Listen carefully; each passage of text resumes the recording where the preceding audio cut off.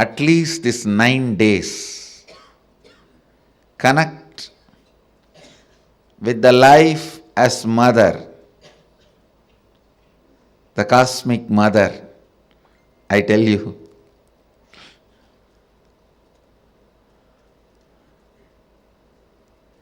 Then you will understand, you will never be same again after these 9 nights. These 9 nights, not only you will wake up, you will be awakened.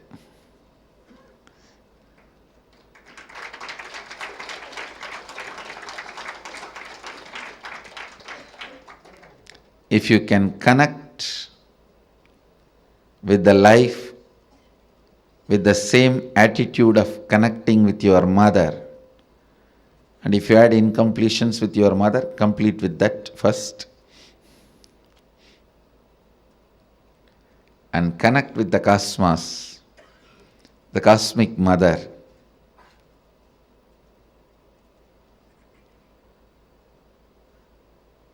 You will not just wake up, you will be awakened.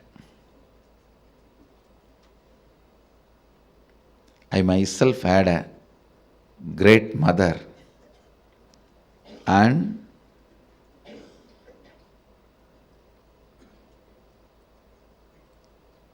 amazing connection with life in the form of mother.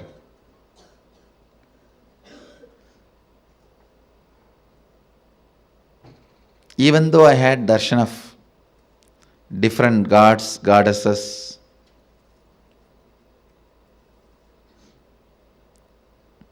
Mahadeva himself in the form of Arunagiri Yogeshwara, but everything was in the undercurrent, with the undercurrent of mother. Even Arunagiri Yogeshwara, he was so much mother for me than Guru.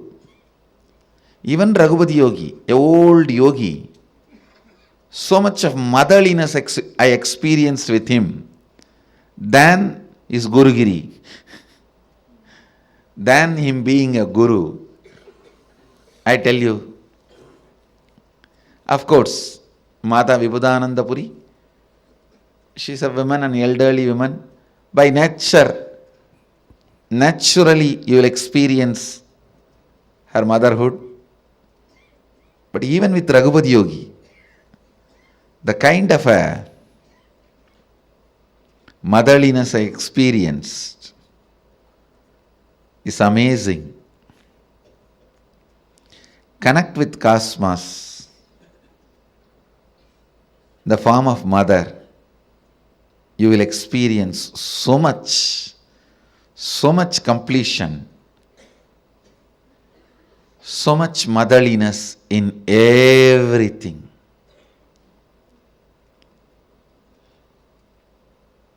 People will experience so much motherliness from you in everything, I tell you. When motherliness starts oozing out in you, even the chair on which you sit will become complete. It won't feel the heaviness of you. It will feel you as a blessing. The ground on which you walk will feel blessed by the touch of your feet.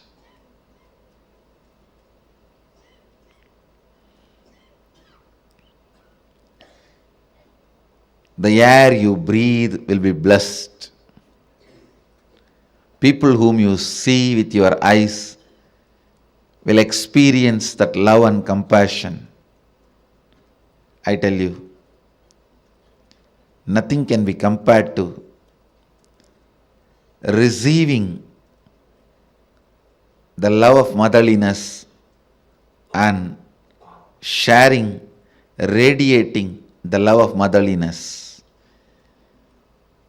If you can't radiate, receive and radiate, whoever you may be, you waste your life. You are missing one of the major dimensions of your life. Whether you relate with your Guru or your God, it can be any God, Shiva, Vishnu, Parvati, Durga, Kali, Ganesha, Subramanya, any God. If you can relate with the tremendous motherliness, if you can perceive motherliness from your God and Guru and radiate that motherliness to the people around you, you have succeeded in the game of completion. You will bring so much completion into you and to others. So much completion into you and to others. My Navaratri message to all of you: connect with the whole world as you connect with your mother.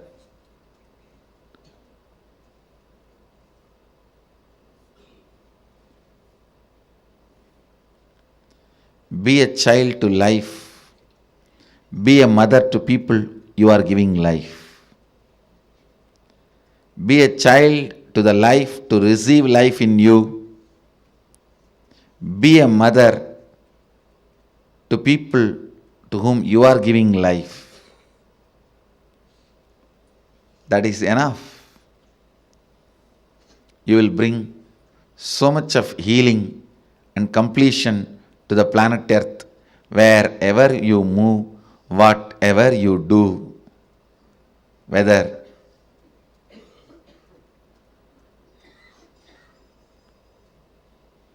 you are a professional, engineer, lawyer, doctor, politician, political leader, celebrity, spiritual leader, whatever you may be doing, motherliness completes you and others. Today I wanted the Vakyartha Sadas to be done on connecting with life as mother. Being a child to life and being mother to the people you have to give life. Being a child and being a mother. Have Vakyartha Sadas on this subject and internalize.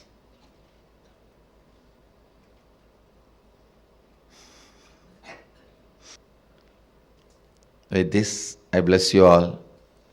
Let you all radiate with integrity, authenticity, responsibility, enriching, causing, living Advaita, the eternal bliss, Nithyananda. Thank you. Be blissful.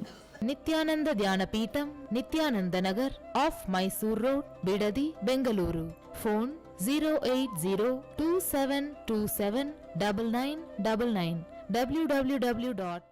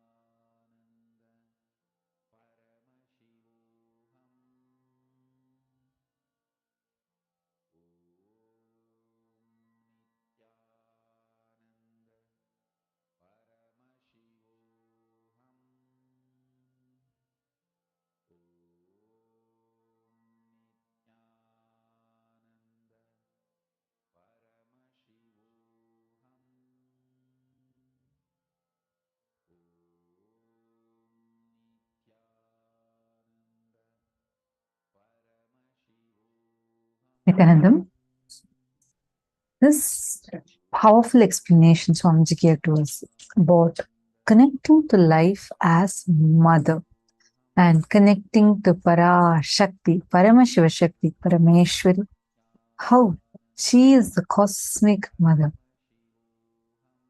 She is manifesting for us here, for each one of us here, and showering us all with this amazing blessing to connect with the cosmos as our mother.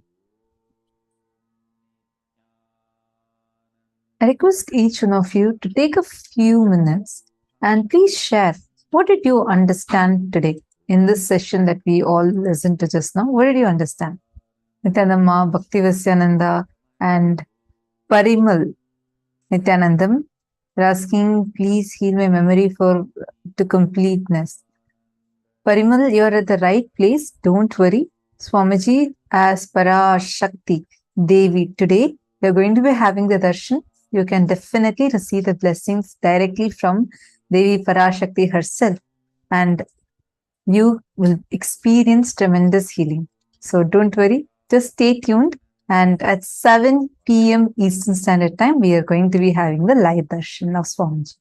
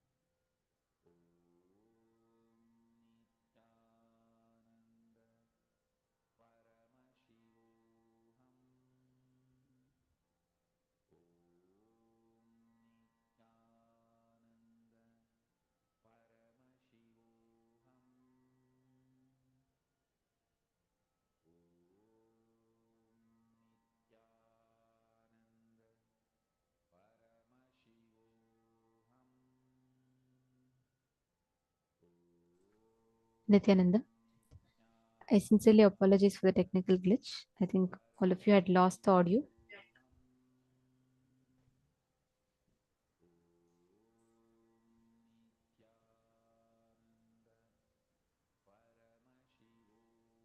Nityanandam, apologizing for the technical glitch. So hope all of you are able to hear me now.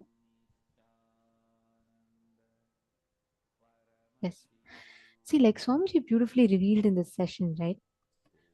Life starts with mother worship. You can connect to life through mother worship. Whenever you connect to life, you experience the divine cosmic energy, the mother, Parashakti, Parashodasi, Parameshwari manifests in you. Whenever you have some crisis, some problem in life, remember this one thing: what you are mothering in your inner space, that is what becomes reality in life. Are you mothering powerlessness in you, or are you mothering completion in you? What you mother, that is what you manifest in life. So, life starts with mother worship. That is why Hinduism is mother worship based tradition. Swamiji tells actually the reason why Hinduism has been the longest surviving civilization. You'll be surprised to know it is not because of the knowledge that we have, it is not because of the enlightened masters, it's not because of any of it. They're all also one of the reasons. Somebody told the main root reason is mother worship. We had the signs of connecting to life as mother, which induced so much of sacredness in everything that we did, which is why Swamiji told, if all the 10,000 traditions of Hinduism are destroyed, if the whole Hinduism is like completely lost, just if one mother worship remains, we can revive the whole Sanatana Hindu Dharma back. That is the power. That's the importance of mother worship. Even the Guru Shishya Sampradaya is connected, stemmed, rooted in the space of motherliness. Swamiji tells the first bhava that everyone connects to the master is always in Matru Bhava. You always connect to the Guru as mother, as the person who takes care of you, loves you. From there, it goes to Sakha Bhava, it goes to the Mathura Bhava, and then Mahabhava, and different bhavas it connects. But first way you connect with the master is always through Matru Bhava. You experience that tremendous love and care, because in life we connect with life through mother worship. So understand this one thing: whenever you experience, whenever there's a crisis in life, remember this one thing: life starts with mother worship. The experience, manifestation of life starts connecting to life as mother. And only that motherliness gives tremendous healing. Always, just look even at your own life. How many times the healing that you experience is coming from, like, because you connect to life as mother, whether emotional healing that happens or in multiple levels. Whenever you feel that it's, the cosmos is mothering you, you automatically experience healing. How many of you are understanding this?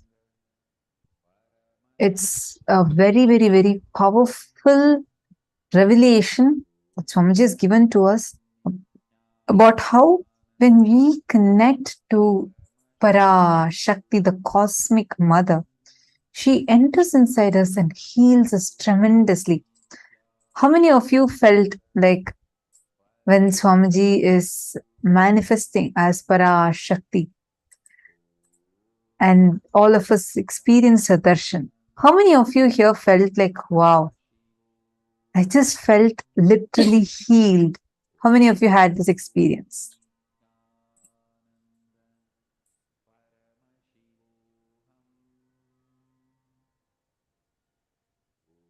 That means you have experienced the motherliness of the cosmos. Always the motherliness of the cosmos heals us.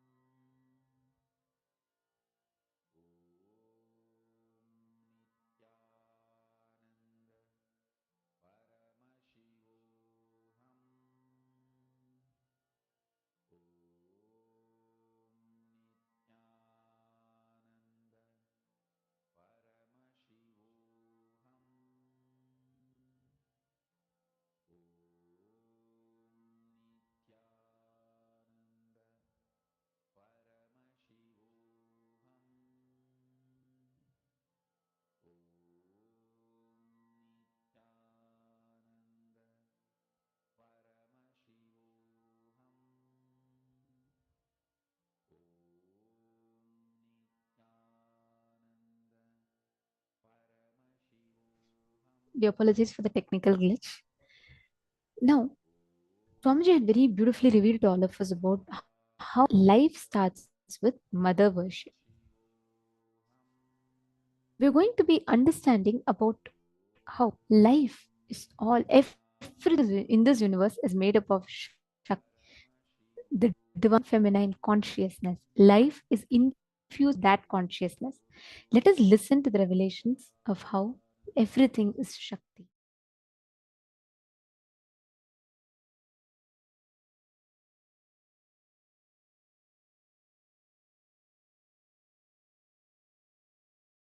If you understand this one truth, you can master all the life energies. Please understand. If you can master your life energies, you will master your destiny.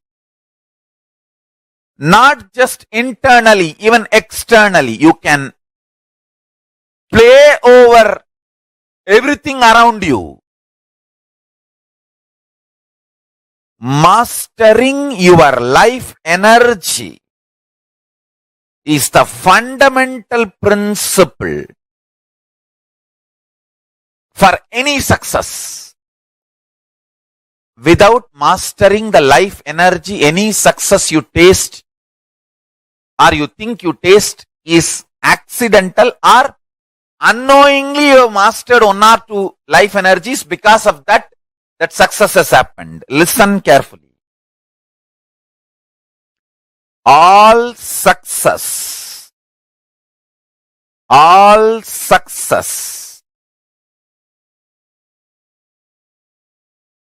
in the life can be just like that, achieved, manifested, if you master your life energies. Let me define the word life energies.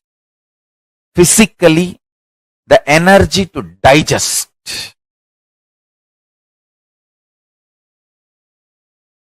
Psychologically, energy to tolerate. Emotionally, energy to sacrifice. Understand? All these are directly connected to Manipuraga. All these three.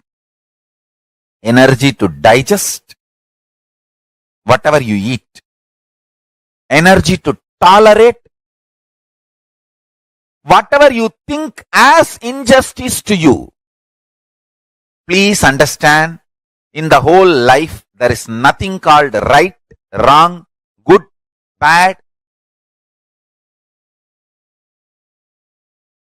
You can be the king of the world and continue to feel there is so much injustice done against you. You can be homeless street beggar and feel that world is revering you, honoring you, showering too much on you. The internal experience of the life energy has nothing to do with external happenings, but the internal life energy can manifest and change the external situations. Stand. A man who is homeless street beggar feels grateful to life, does not continue to remain as beggar. If he chooses to remain as a beggar, he is no more a beggar. He makes himself available for the people to do charity. He is no more a beggar. Understand?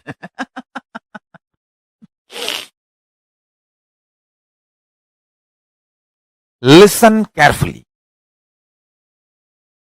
The essence of what I am trying to convey is mastering the life energies.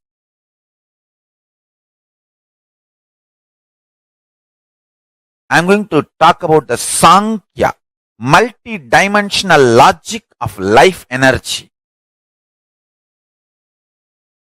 Ability to digest, ability to tolerate, ability to sacrifice,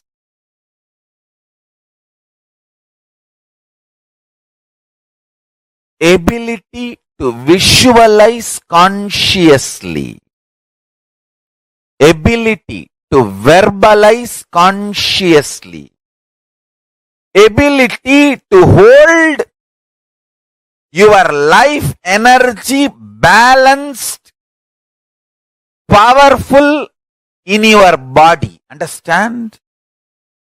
We all hold ourselves powerfully, maybe for 3 minutes. 3 minutes is too much, too long maybe for some people. Ability to hold your life energy powerful for a long time. I tell you,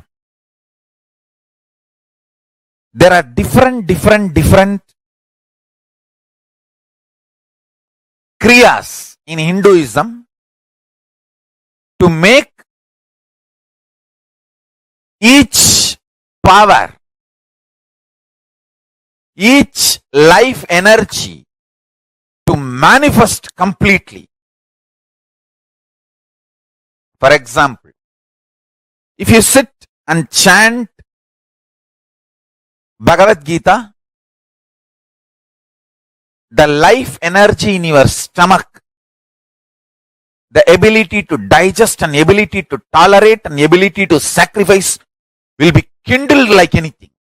The same Bhagavad Gita chanting. If you sit with a group and chant, it will not only kindle the energies to digest and tolerate and sacrifice, it will also kindle the power of visualization. Understand?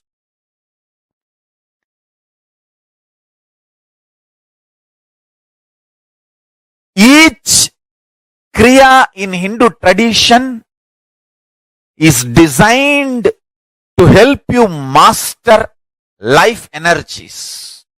And everyday puja is like your own reserve bank for life energies.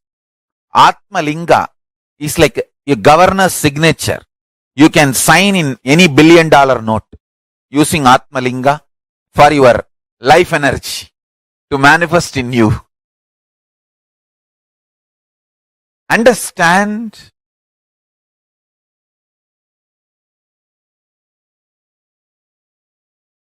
Long rituals are not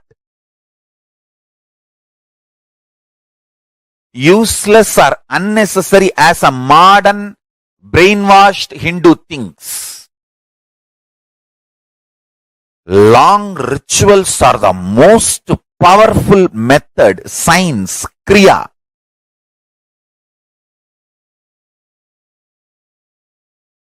to awaken all the life energies. See, totally we have 21 life energies. I will describe all the 21 like a fundamental principal forces of life, like gravity, how all these are fundamental forces, principal forces externally. Internally, there are 21 life energies. Ability to visualize, ability to make decision. All these 21 is given to you, but you use them accidentally. That is why your life is full of accidents. Your marriage is accident, wealth is accident, life is accident, money is accident.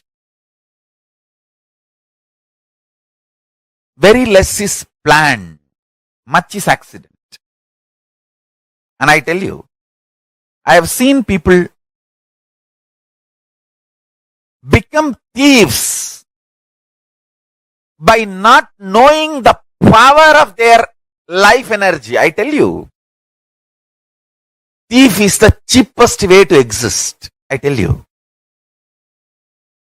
Because you do not know you own trillions. That is why you steal millions. If you know you own trillions, why will you steal? Listen, asteya. non-stealing comes to a person who mastered his life energy. Each of my Gurukul kid is a $1 trillion economy. I tell you. Each of my Gurukul kid, the powers they can manifest. Understand? Let me define Kundalini exactly, especially for the sake of newcomers. Kundalini is an extraordinary inner potential energy which is in every human being. Once awakened, not only can bring tremendous physical health and mental health and emotional fulfillment, can bring extraordinary powers, can manifest extraordinary experiences and powers in your personality, extraordinary joy in your personality. Please understand. When systematically awakened, it can add to extraordinary power, strength, energy. It is time-tested, foolproof, side-effect-free, science evolved, experimented, experienced, expressed by the great Vedic inner scientists, rishis. Here, offered to you from the unbroken lineage, we call it Karana Parampara, means only heard from guru to disciple, guru to disciple. Karana Parampara means never written. Guru teaches to disciple, disciple teaches to his disciple. Succession of unbroken lineage of enlightened beings. It is transmitted and now it is here available to all of you as one of the great signs. One unique thing we did as our contribution, doing modern day scientific study on this Kundalini awakening. As you are all maybe aware, the last inner awakening we did a research, scientific study on group of people. Whoever had initiation, actually whoever accepted to participate in the program, all the people who participated, of course all of them had initiation every day. Within 18 days of Kundalini awakening initiation, all of them had 1300% of increase in mitochondria cell energy level, which is groundbreaking, earth-shattering, because maximum the mitochondria cell energy level can be increased by any available drug, therapy, yoga, exercise, only 30 to 40%. But this process has increased the mitochondria energy level to 1300%. I think this doing scientific study, validating it and presenting it to the world. All the participants who participated had this experience. This is what is our contribution.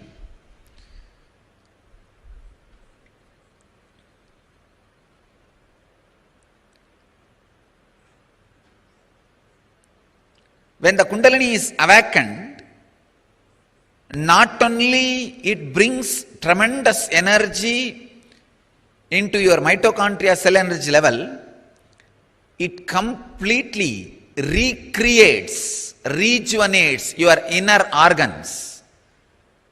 I'll now continue my studies and prove how this Kundalini awakening heals, replaces, replenishes, rejuvenates, recreates the organs.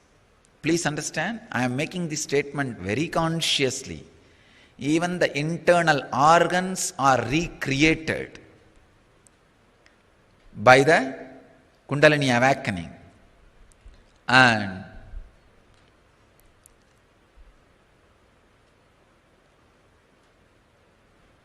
Kundalini awakening can directly make you young, not just look young.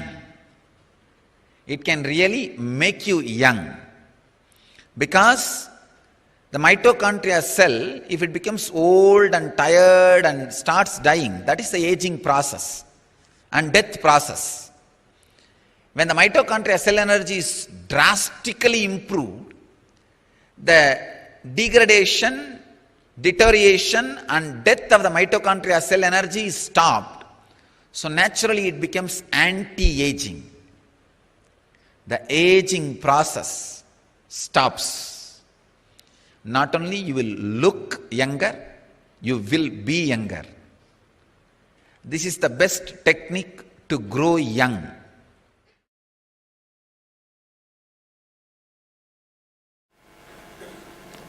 Kundalini Shakti is responsible for whether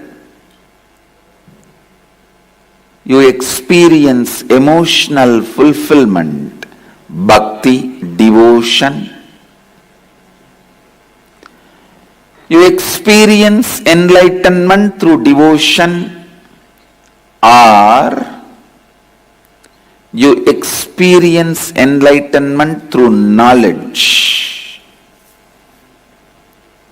Through knowledge, wisdom. You experience enlightenment through your logic.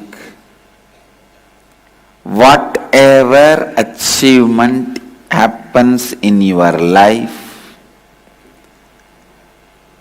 whether in the form of wealth, or in the form of power, or in the form of health, or in the form of happiness, or in the form of fulfillment, everything, for everything, Kundalini is the source.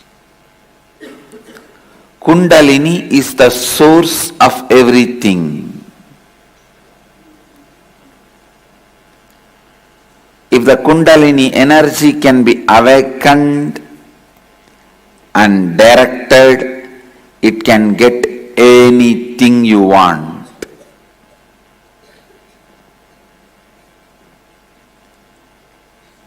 It can get anything you want. Listen to the deeper secrets of this Kundalini. This Kundalini is the bridge between man and God. This Kundalini is the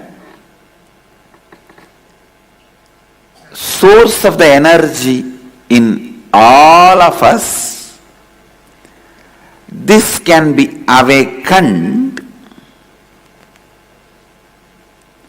by various methods, including fear and greed.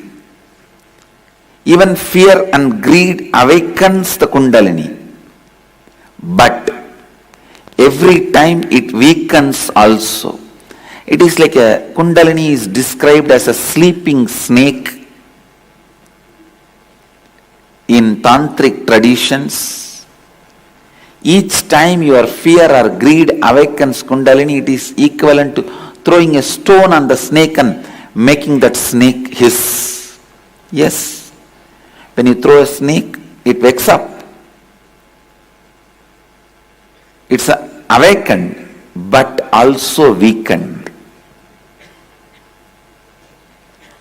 You can awaken the snake, you can wake up the snake, either by sound,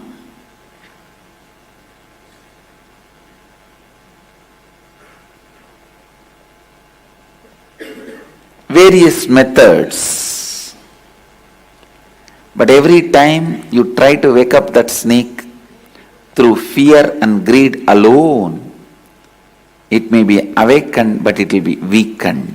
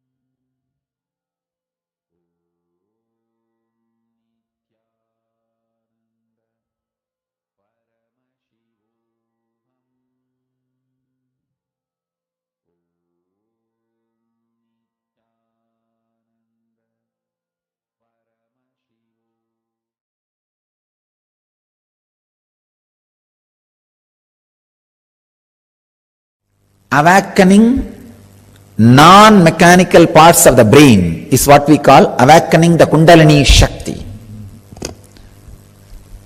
There is an intense potential seed energy residing at the root of your spine, which is awakened through the proper process. I can call it the potential bioenergy.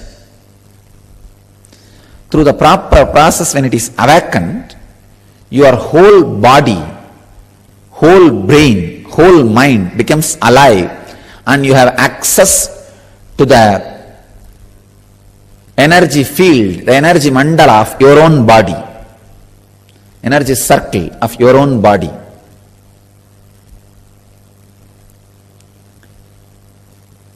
There is a great lady saint who knows the science of sacred feminine in Tamil Nadu. Her name was Avvayar. Very great saint. She gives the whole science of Kundalini in her stotra towards Ganesha.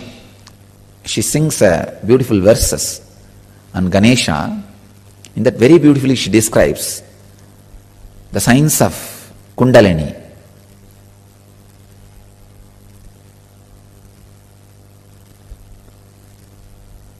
Just through the process of air,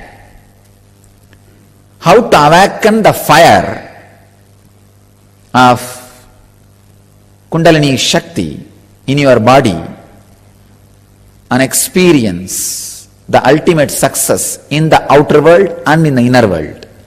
If your non-mechanical parts of the brain is awakened, the first side effect of it will be the huge outer world success. Not as a main effect, side effect. The main effect will be enlightenment itself.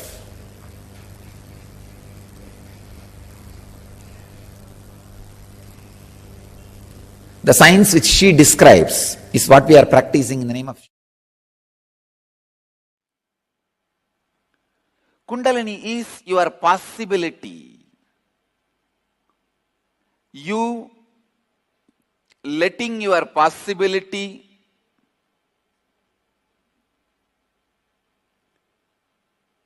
happening in you.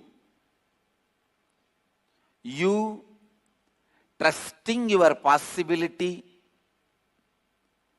without self-doubt. You responding to your possibility without the self-doubt is Kundalini energy. Please understand.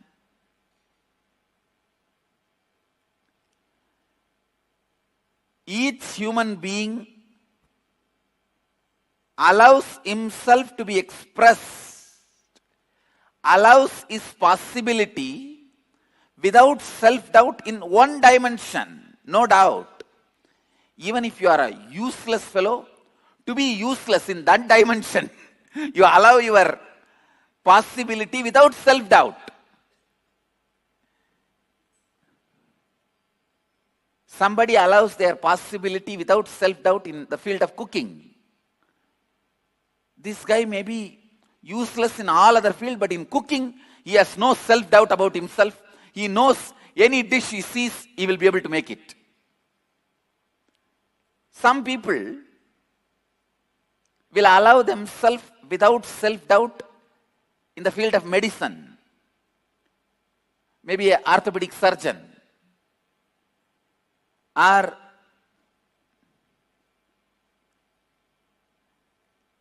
general physician, or eye specialist, or dentist. Somebody may express their peak possibility without self-doubt in the field of law.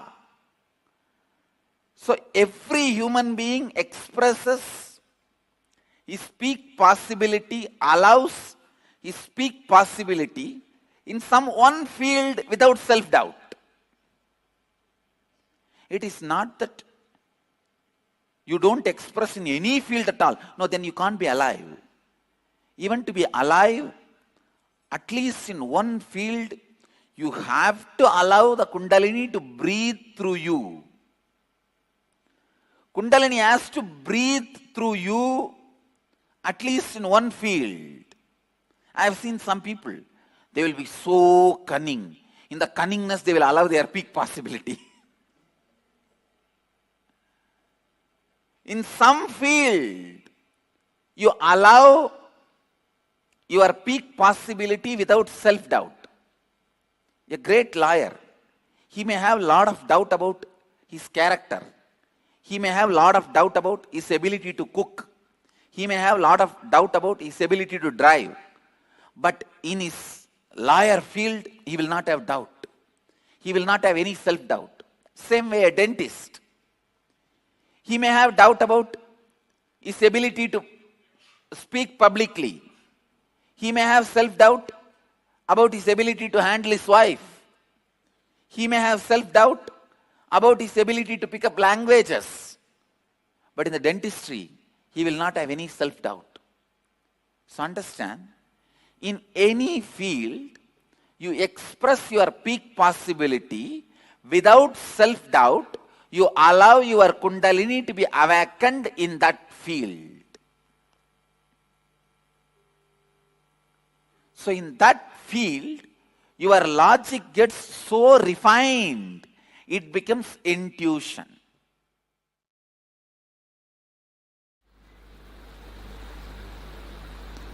Listen.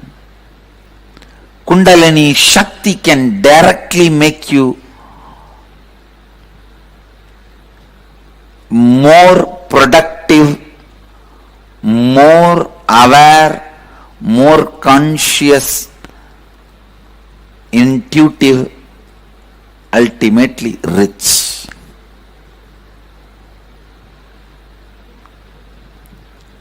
It will take away the low idea you carry about you. It will take away the lower self-image you carry about you. It will show you your possibilities. It will show you the power of your intuition. It will awaken your intuition. It will awaken your intelligence. You will forget tiredness and boredom. You will do smart work, not just hard work, smart work. And with this smart work, naturally you will see you are more active, alive, productive in your job, in your business, in your day-to-day life. See, if I say what all ways Kundalini will be useful to you in your day-to-day life, it will look like if you win a lottery of 100 crore, you can buy a best shaving blade, you can buy a good cart, you can buy a good flat, you can buy a good chapel, you can buy a good doormat. If I make this statement, how funny it looks. That is exactly it will look if I say what all you can do with Kundalini energy. You can just do anything. You can just do anything. Simple will to awaken Kundalini is more than enough to awaken Kundalini. Understand? Simple will to awaken Kundalini is more than enough to awaken Kundalini. Kundalini is, after all, your own potential energy which resides in you, which can be awakened just by you.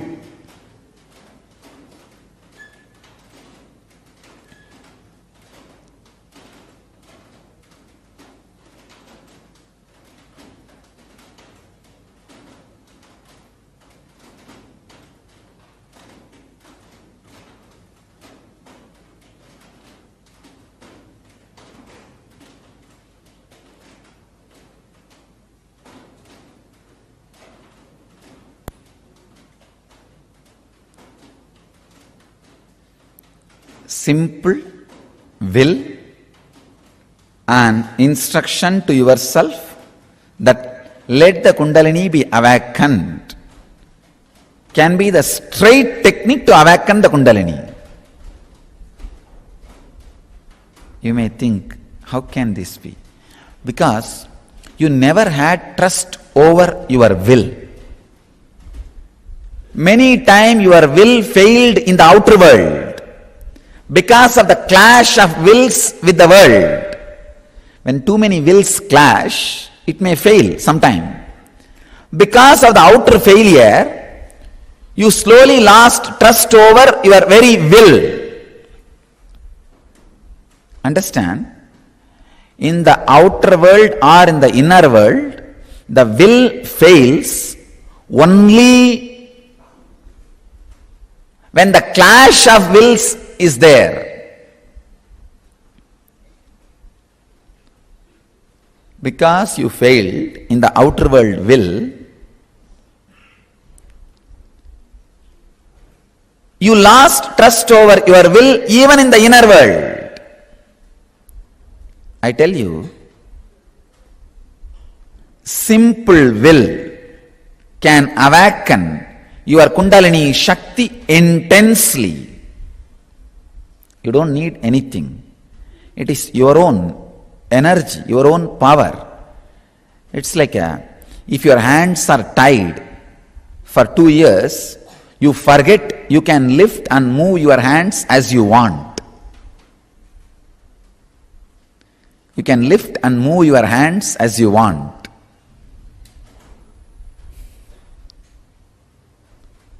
I tell you,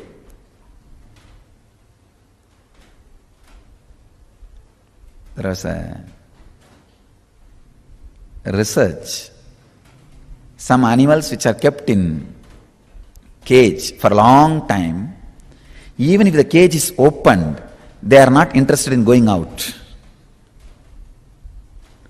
because of the habit.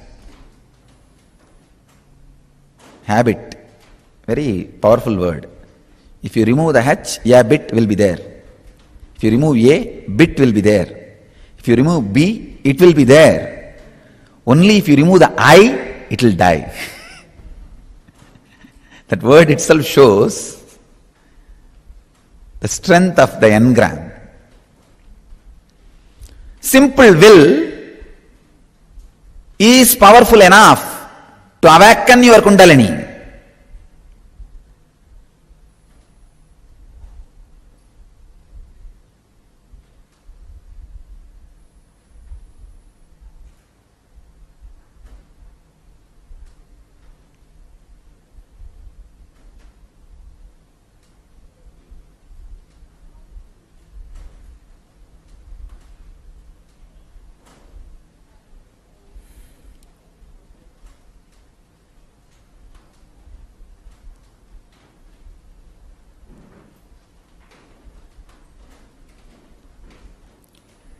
The Kundalini Shakti in your system,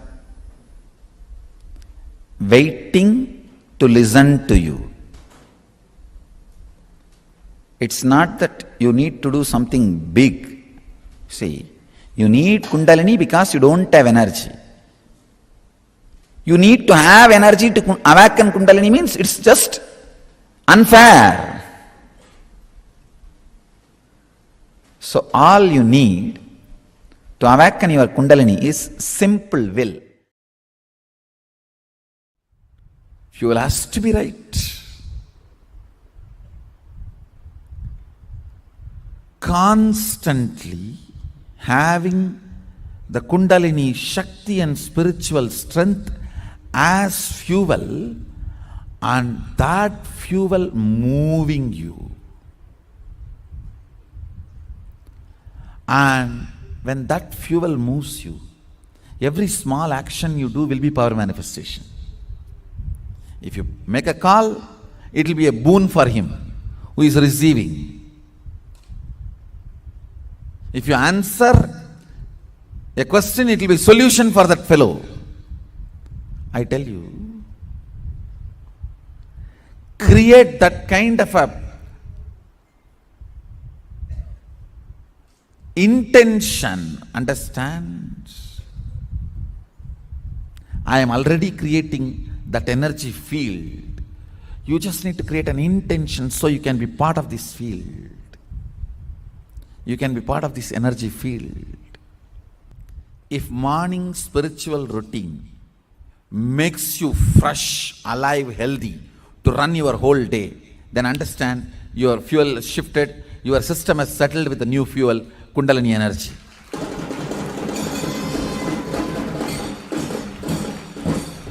If your head is hanging down in the morning satsang, and if the morning routine is making you tired, you feel it is making you tired whole day, then fuel change is not yet settled. Go and serve in Goshala and do alankara to the deities. That too can help you. I tell you really, if somebody misses the morning routine, we should make this as a rule. If you miss the morning routine, how much ever time you missed, go to Goshala and serve the cows. Go Seva is the only way. Or go to temple and do alankara of the deities. That's the only way you will get back to that fuel change. Fuel change should get settled in your system. Awakening Kundalini is not good for married couple. Don't worry, it is good. Nothing wrong. Nothing wrong. Tea, alcohol, sex should stop who practice Kundalini. Nothing like that. Say, awakening of Kundalini, you may drop alcohol, but other than that, nothing like a tea, coffee, the regular married life, or nothing will, it's nothing, no way involved in that. So don't worry, Kundalini can be awakened for all the people. This is Madhuri from Jaipur, Rajasthan. Swamiji, I am learning physical exercise, yoga and martial arts from last 2 years. We learned some techniques in martial arts. That if, like somebody hold your both hands, then how we can take out our hands easily from the other person's grip. In this technique, the person who wants to take out his hands out of the other person's hand grip will put a force in outward direction to the point where the hand is weak, towards the thumb side. Before, when I used to practice the technique and hold the other person's hand very tightly, since they know the technique, they used to take out their hands very easily. Now I am doing Nitya Dhyana and listening to live satsang regularly by your grace. Just 2 days before, on 13th January, I practiced the same technique, but nobody was able to unlock my grip. Not even batchmates of my age. In fact, the senior most in my batch was struggling to take out his hand from my grip. Is this Kundalini Shakti? And if yes, is my Kundalini Shakti has awakened? Madhuri, it is the side effect of Kundalini Shakti, no doubt. And your Kundalini is awakened, no doubt. Two things.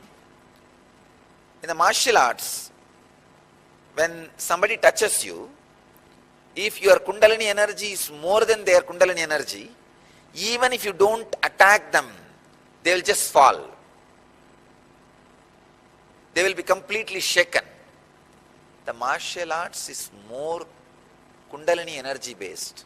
The other day I was seeing a video, a Chinese master, he did not touch even one person, but he was fighting with 20 people. All 20 were rolling on the ground. He did not touch even one person.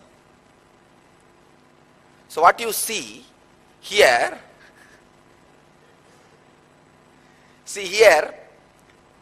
I make you guys roll in the ground with my love energy, the compassion energy, by awakening the Kundalini.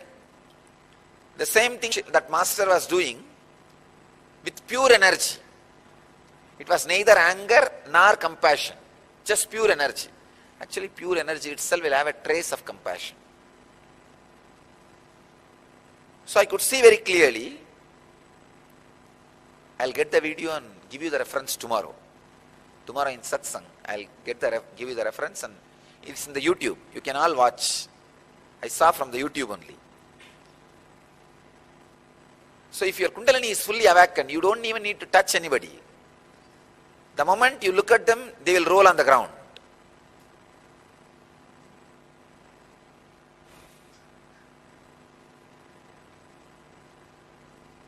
So your Kundalini is awakened. That is the reason nobody is able to unlock themselves or defeat you. Madhuri, you are in the right direction. Please enjoy.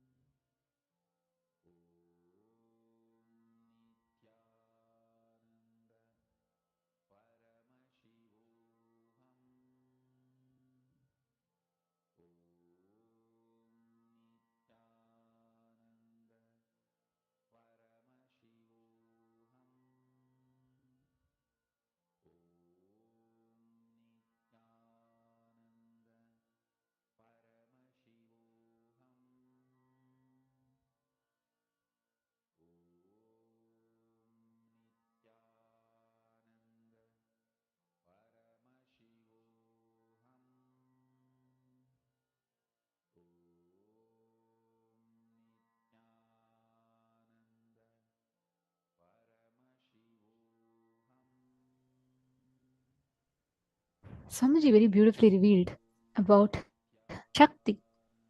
The source of everything in this cosmos is Shakti. It is based on energy, the divine feminine consciousness that the whole universe functions.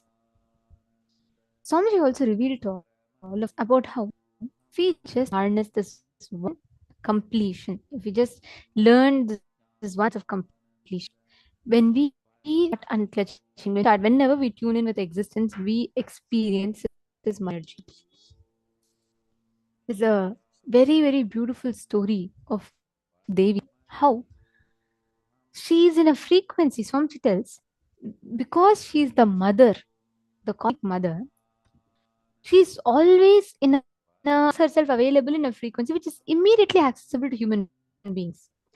The moment you connect to her, you can experience. In Hinduism, it's why the first relationship that you're taught in Hinduism is the first relationship you're taught is mother.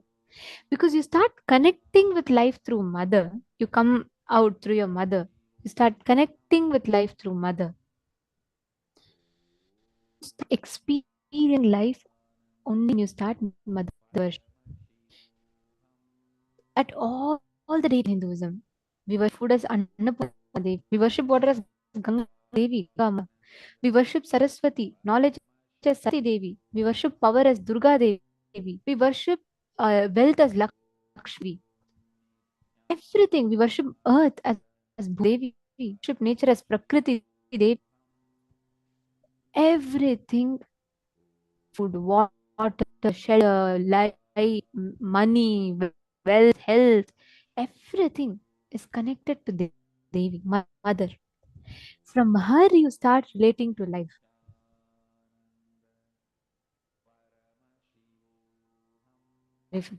So if you notice, only through you first connect to mother, and through that you can Paramashiva, the formlessness.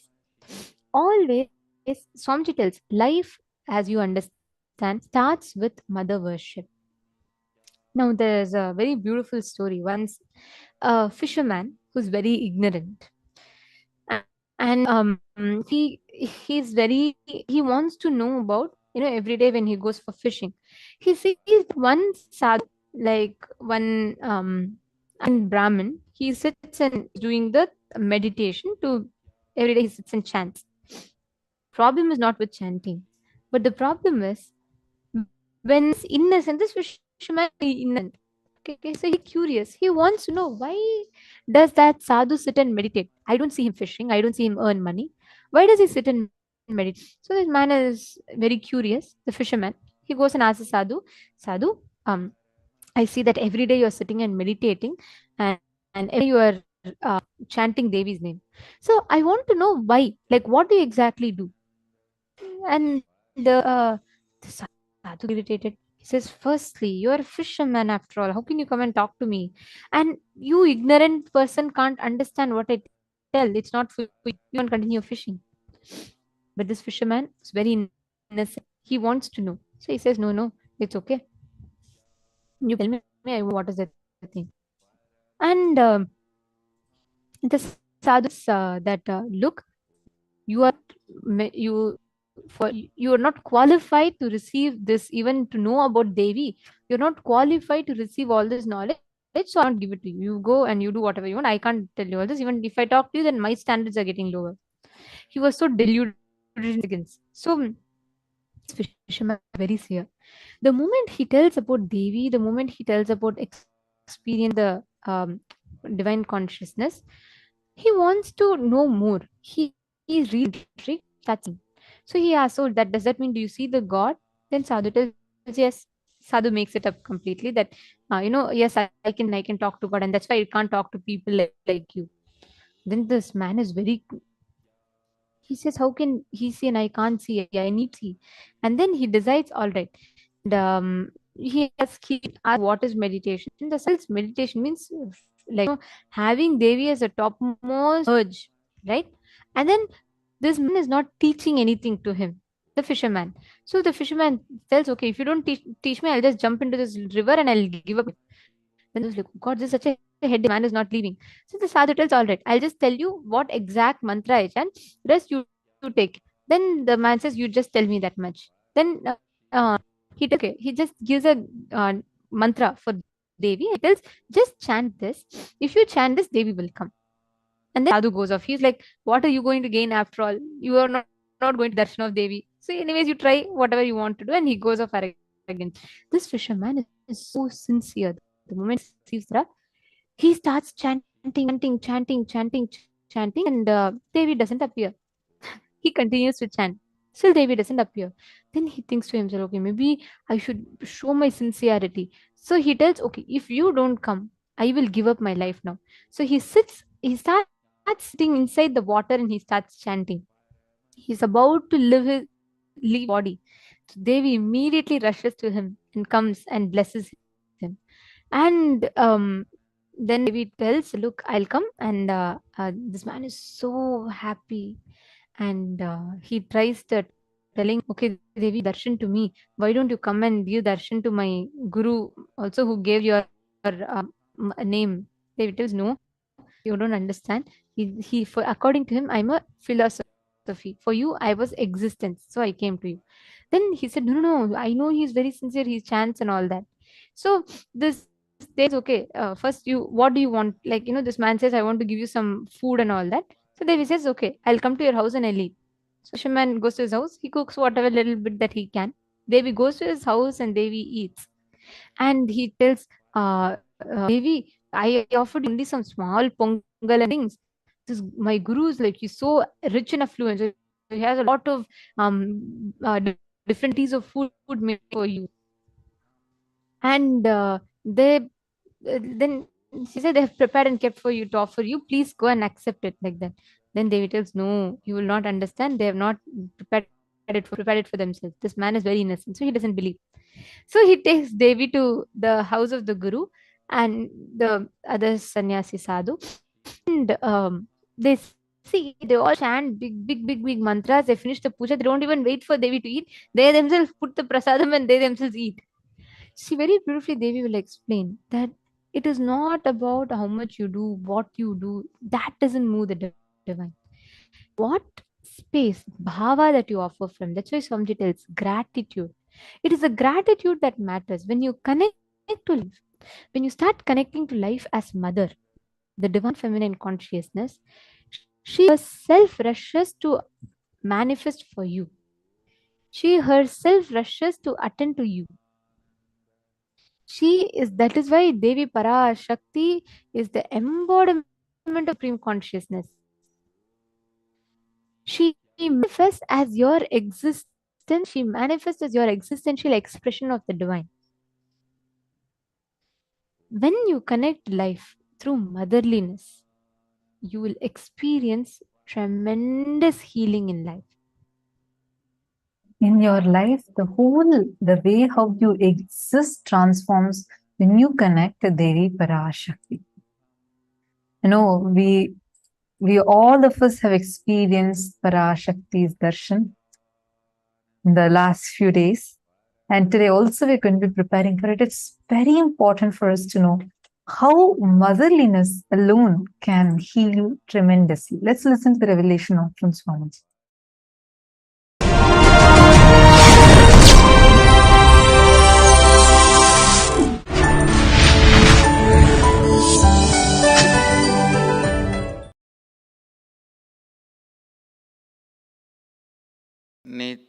नित्यानन्देश्वर समारम्भां नित्यानन्देश्वरि मध्यमाम् अस्मदाचार्यपर्यन्तां वन्दे गुरुपरम्पराम्.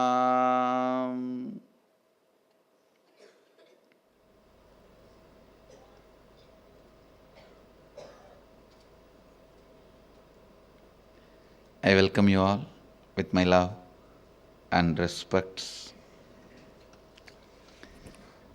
I welcome all the devotees, disciples, Samajis, Satsangis, Sri Mahants, Mahants, Tanidar, Kotari, owners of Sarvanyapita, visitors, viewers, sitting with us all over the world, through Nithyananda TV, Sadhana TV, Ara TV, Nakshatra TV, and two-way video conferencing, having Nayana Diksha,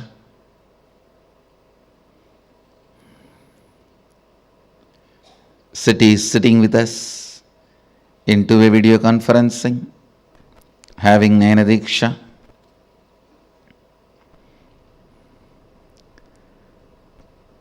Seattle Adinam, Los Angeles Adinam, Ohio Adinam,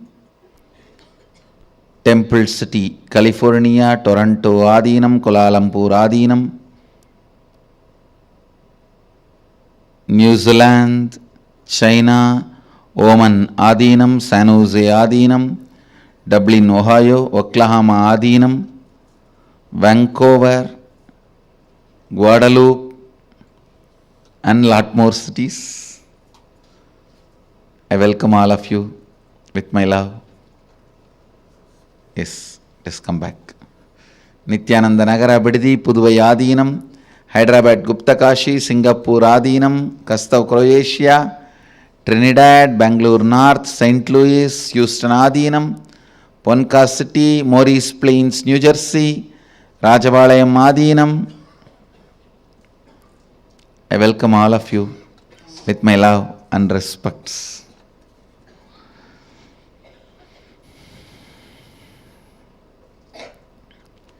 Today Navaratri, third day,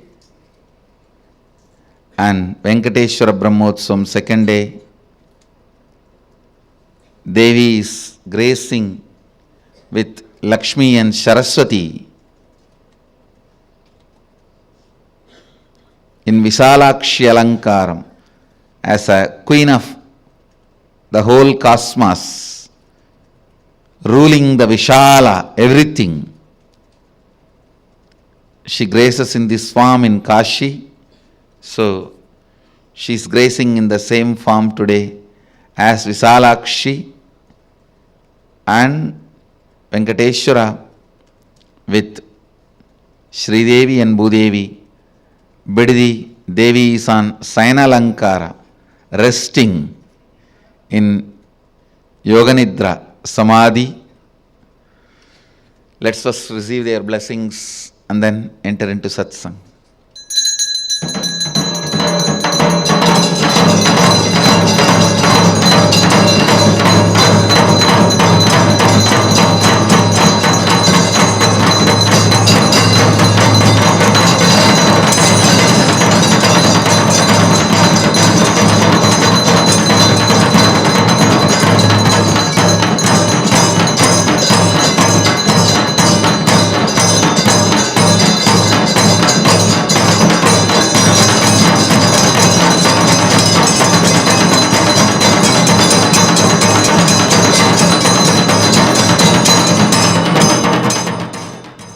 Bidadi is also celebrating Venkateshwara Brahmotsava. Venkateshwara is gracing on Swarna Hamsavahana, the golden Hamsavahana. Venkateshwara's Brahmotsavam and Navaratri, both are happening simultaneously in Bidadi and of course in Varanasi.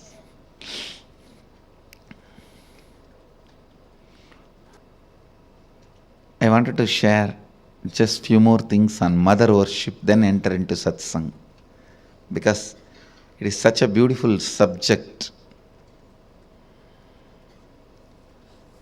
Understand your day-to-day habits, the way you respond, whether you get angry or you are always cool, what for you should get angry, what for what you react politely, how nasty you can get when you get angry, or when you are polite, how you behave, you are good, bad, all these habits. Understand the word habits are from Father. He teaches you. That stays in muscle memory. But how you cognize you, the innermost image you carry about you comes from mother. It stays in biomemory. Understand? Your behavior, responding patterns are from muscle memory. That stays in your muscle memory. That's from father. Usually, he educates you about the outer world. He contributes a lot to your outer image. He contributes a lot to how you behave with the world, how you relate with the world, what you should and you should not, vidhi and nisheda, do's and don'ts. Vidhi and nisheda, do's and don'ts. That comes from your father. That is why if you had a father who is unstable, your relationship with the outer world will be very unstable. That comes from your muscle memory. But the way you cognize you, your inner image, comes from your biomemory. That stays in your biomemory.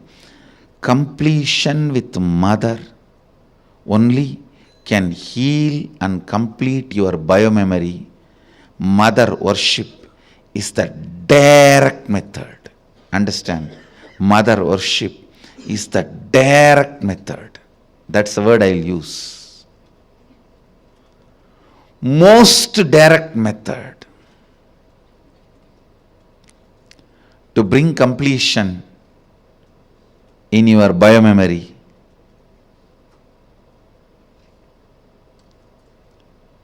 The attitude, the bhava, which forms the basis for the way you connect with the life, with the world, the same attitude forms the basis for you to connect with yourself. Please understand. That is what we call karma in Vedic tradition. If you judge, you will be judged. Why, Because the basis with which you relate with the world, the same thing will be the basis with which you will relate with yourself. Don't think when it comes to others you can utter the strong words. When it comes to you, you can just be very cute and friendly. No.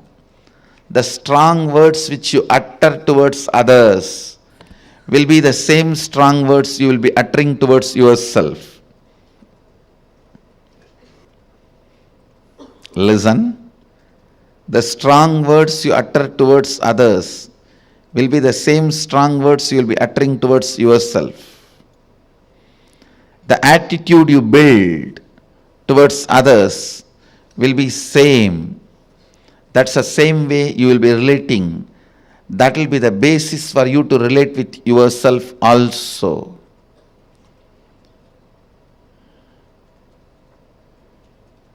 That is why I insist, bring motherliness in all your relationship with others.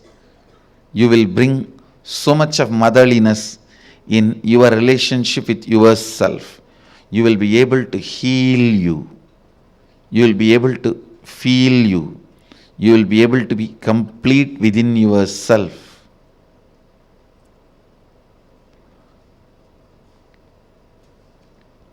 When you bring tremendous healing energy of mother in your day-to-day attitude with everything, suddenly you will see you will become so cool with yourself. I tell you, the best thing can happen to a human being is ability to be cool with yourself. because you can't be cool with yourself, so much of frustration with yourself, you go on abusing left and right anybody comes in front of your eyes. You say, this fellow has cheated me, that fellow has cheated me, that fellow has cheated me, that fellow has exploited me, he has swindled me, he robbed me. Understand your inability to be with yourself, your inability to be cool with yourself,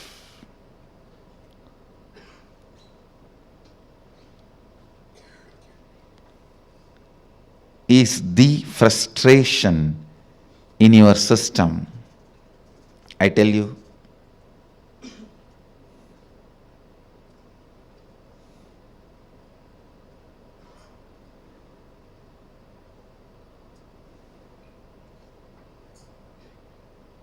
understand? I really want to tell you, bring mother worship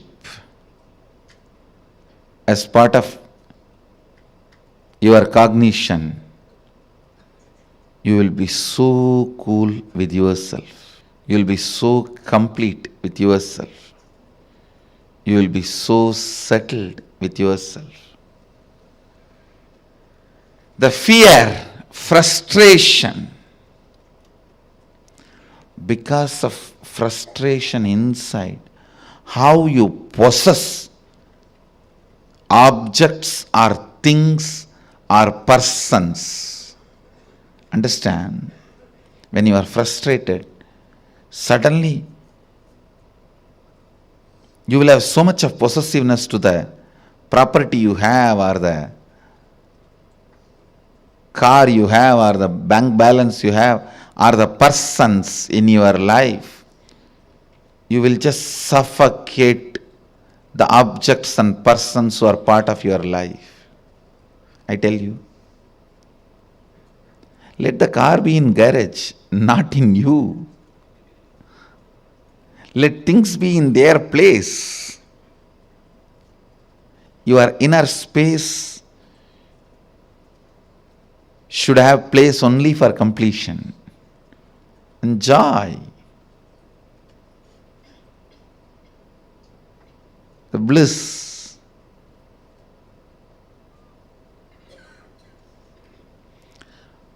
The moment you start cognizing frustration with yourself, the first thing you do, then I don't have anything in the life. Come on, catch. Like an octopus. The wealth you have,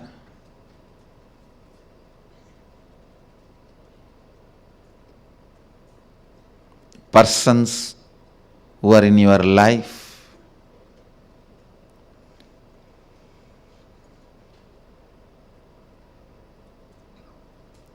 when that grabbing starts, understand, it feeds into your frustration. It doesn't heal your frustration. I have never seen anybody healing their frustration by grabbing and possessing. No. It doesn't. It doesn't. Understand?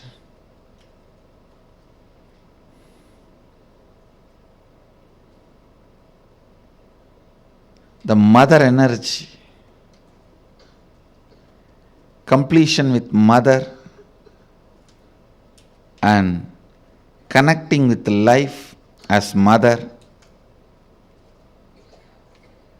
bringing motherliness in your every relationship,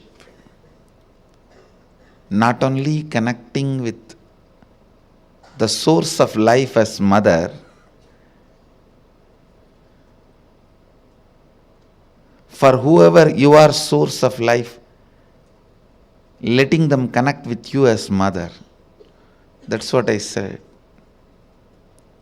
Be a child to your source and be a mother to all the people to whom you are a source.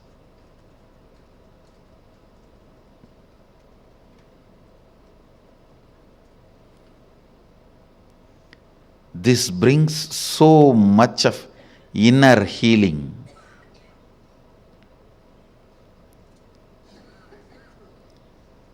Understand, the most powerful, ultimate asset you can have in your life is inner healing.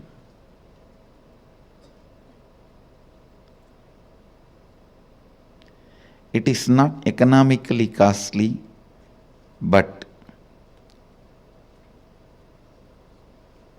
it is psychologically costly. Psychologically, to live the life of inner healing, you may need to sacrifice a lot of stupid things. You may need to remove many garbage. Think, oh God, these garbages were there with me for last 25 years. How can I give up on them so easily?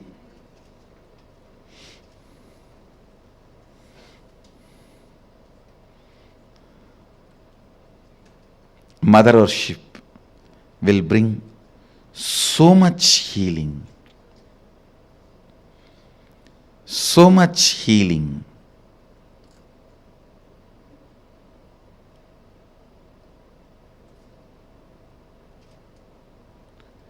Mother worship will allow so much completion.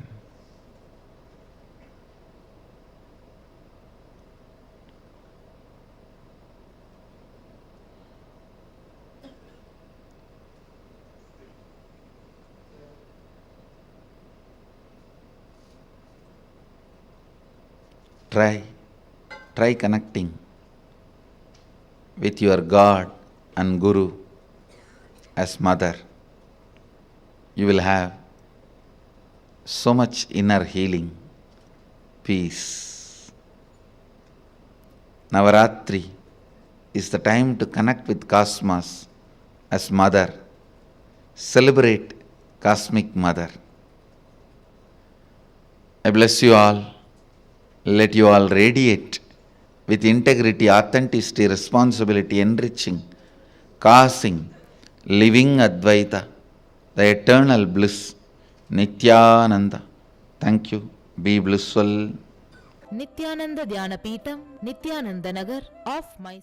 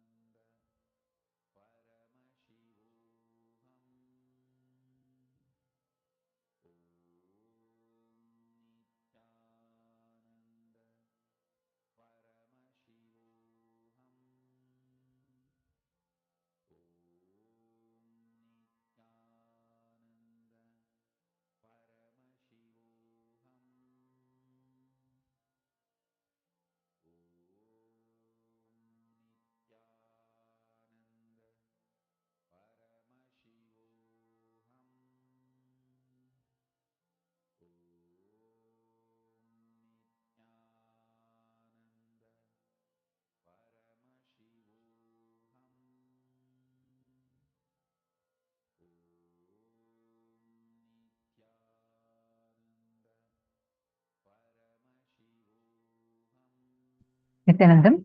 Now, how many of you clearly understood what Swamiji was explaining to all of us on how you carrying that motherliness in you is so important? How many of you understood this?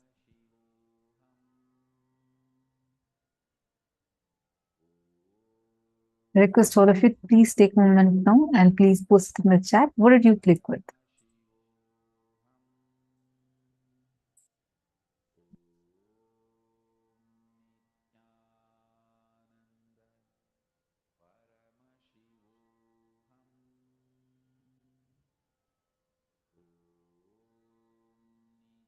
See, now as all of us are understanding this, I just wanted to share with all of you.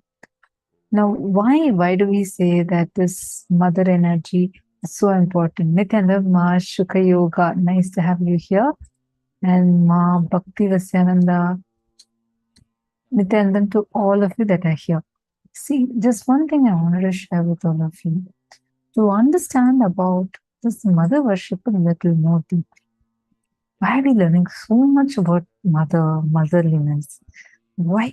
How does it change the moment you have attitude of motherliness towards through you towards the whole universe? What did each of you understand by that? Because this has a very important way, even in the way how we feel about ourselves, how we relate with life. Ma Fatima is saying, Ma Fatima, there's Sunny Nityanandam. Nice to have you here. I feel I am mother to all I am in contact with. Wonderful. That feeling, when you operate from that, you would feel so much of healing happening in you. Suddenly, the wounds, the hurts, the feeling, pained cognition, all of them will just disappear.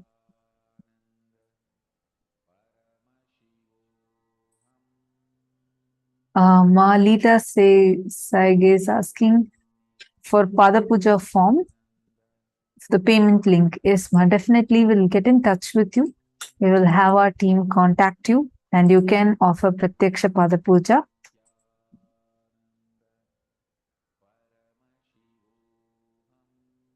So, how many of you first understood this motherliness cognition? See, when take any situation, I request all of you, please take any situation right now. See it from the cognition that, okay, I have felt pain in all these struggles in all of these situations. Now, the same situation, when you are going to operate just inside you, take a few minutes. Even see, your gender does not matter. It's not that only women have to feel that they're the mother. That motherliness feeling manifests through irrespective of the gender. I request all of you to cognize in the same situation where you felt so pained. Try to cognize now the tremendous mother energy, healing energy. Just look at yourself in that situation. How many of you are able to immediately feel so much of love oozing through you, and that wound does not feel like a wound anymore? See, this is actually looking at everything from the context of motherliness is a very, very, very powerful understanding. It'll just transform the way you relate with yourself and the way you relate with the world, both in a very beautiful level.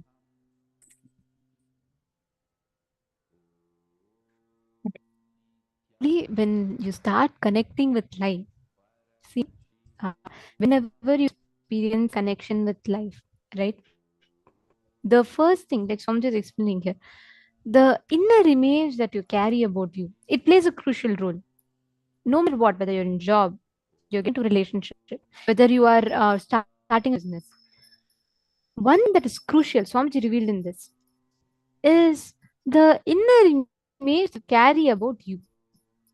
Understand what you think about you, what you relate to the society as, are directly connected to your mother and father. Inner image Your bio memory, your inner image about you is directly connected to the mother. Your outer image, how you respond to life, how you react to life, is directly connected to your father.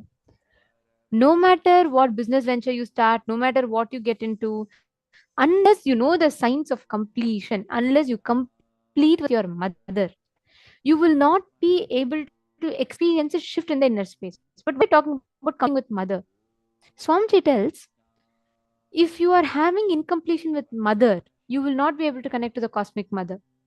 If you do not have the space of completion with mother, you will project the same thing even with the cosmic mother. That is why it is very important to have the space of completion and gratitude with mother.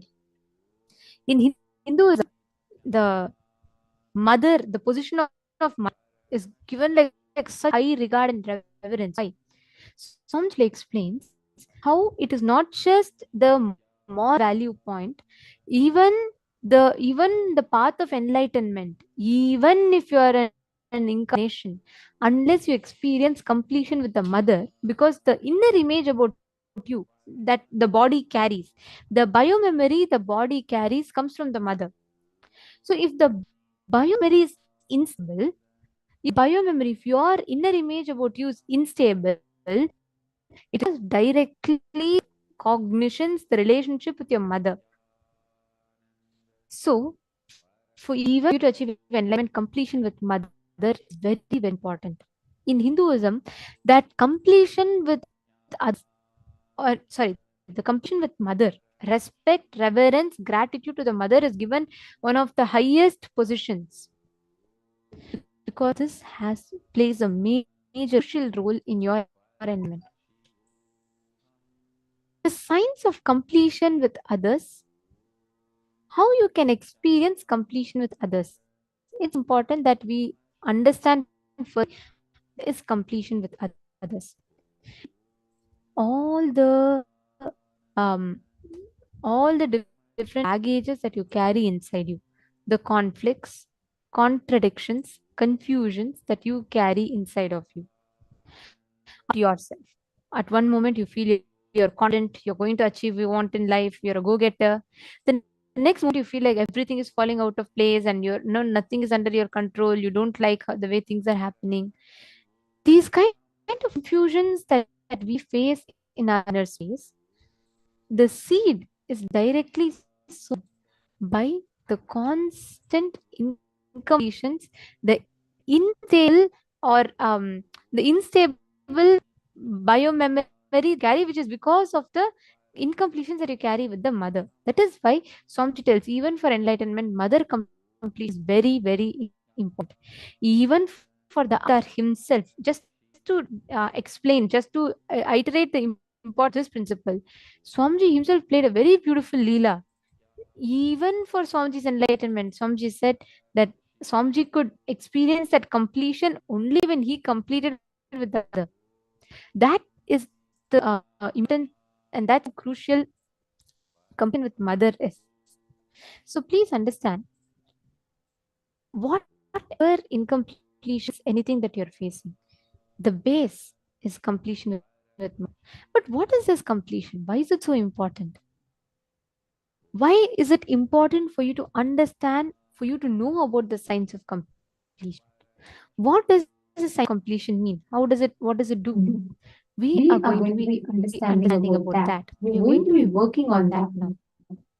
I I request request all all the the participants, participants, if if you you have have any any questions questions about about this, this, please please post, post, because because it it is is very very important that we important that we understand understand this. this. It's It's very very important that important we that we apply apply this, this, we we learn learn about about this. this.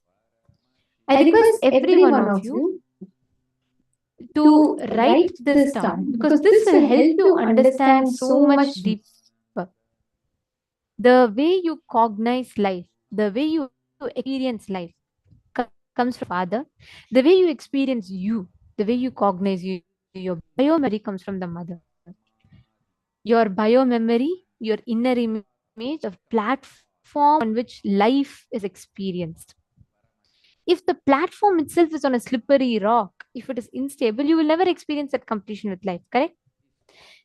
That is why today we are focusing on understanding how you can complete. What is the science of completion? How how she completing with mother, and what impact can have on you. So now let us listen to Swamiji's revelations on completion with others, completion with the mother energy.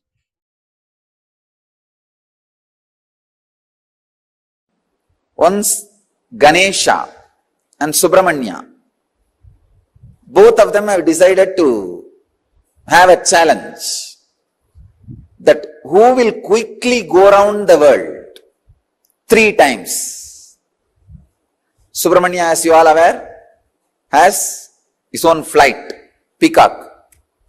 He just sat on his peacock, started flying,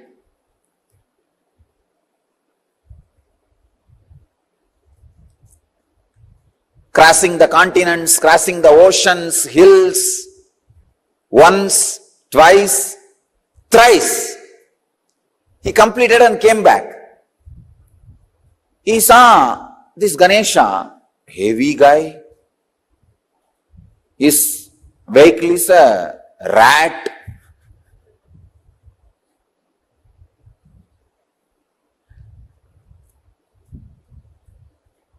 But this fellow claims he won the game by going around Shiva and Parvati 3 times. He says, I won the game. I went around Shiva and Parvati 3 times. With this rat, what else can be done? யானையை எலியிழுத்து கொண்டு போகும் அதிசயம். Tamil I described, the rat is dragging the elephant.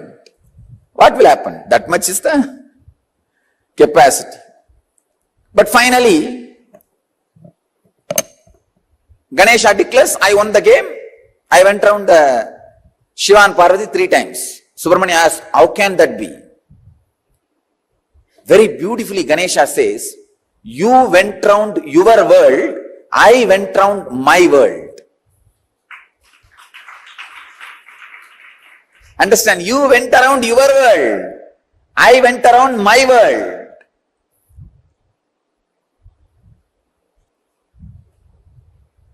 You went around your world, I went around my world.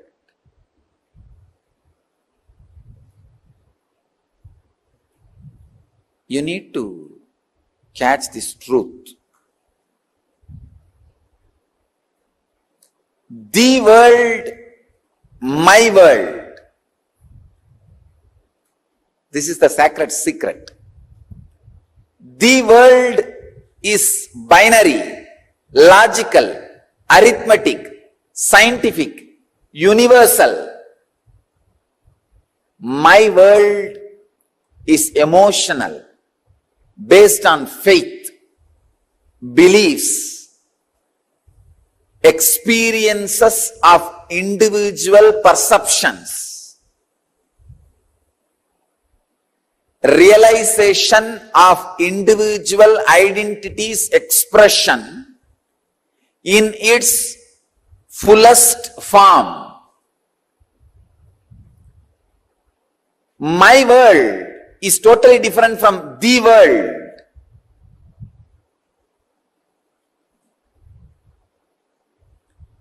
When my world is completely in tune with the world, you are a Jivan Mukta. When there is no conflict between my world and the world, please understand, people who are always going around the world are caught in agitation, anger, stress, rajas. People who are completely caught in my world sometimes can miss the world. Here, Ganesha is successful not just because he was centered on my world, he was centered on my world which was in tune with the world. He was completely experiencing my world, the Ganesha's my world and the world is one and the same.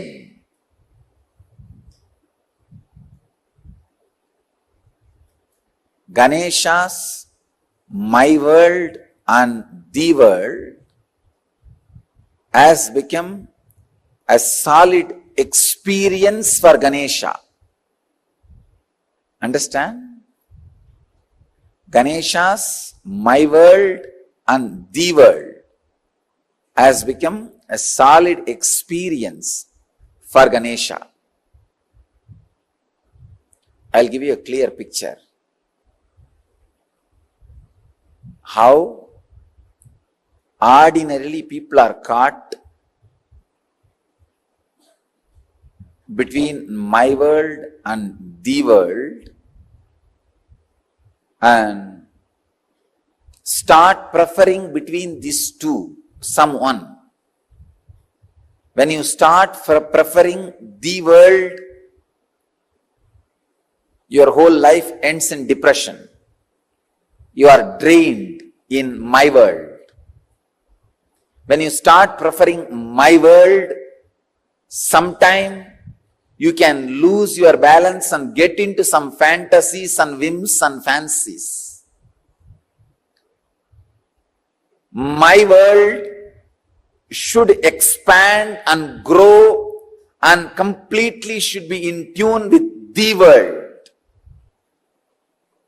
Ganesha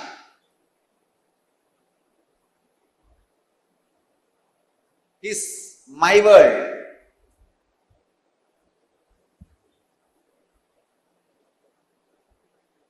And the world.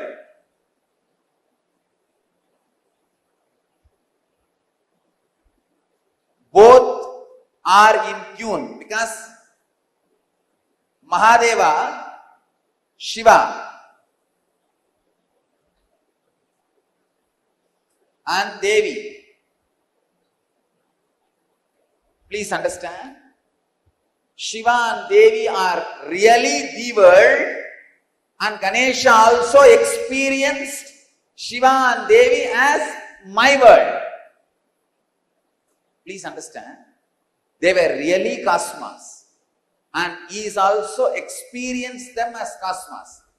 So the my world and the world has fallen in tune as the experience of Ganesha. So he going around Shiva and Devi is literally going around the world. Even though he said he went around my world, in his case the my world is the world. Usually human beings who give preference only for the world become extraordinary materialists, but end up in spiritual poverty. Spiritual poverty, depression, utter depression. Same way, people who prefer only my world sometimes end up in hallucinations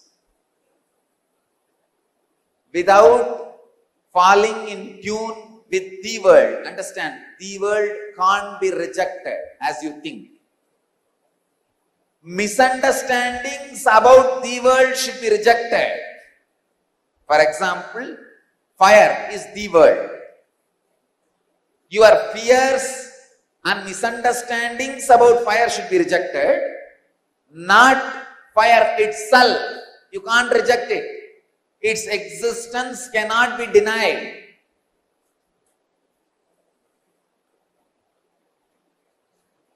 Maya is the ideas which are not in tune with the world, but you are carrying about the world are Maya. Maya is the illusory ideas you carry about the world, not the world itself. When you carry the right idea, when you understand the right ideas about the world, you will realize the world is made of the same stuff in which my world is made. Understand? I am giving a new twist. First statement I am making. The fire, earth, water, air, space itself cannot be denied. Your wrong concept about it is Maya. But when your wrong concepts about it is removed, it loses the identity which you are thinking it is having.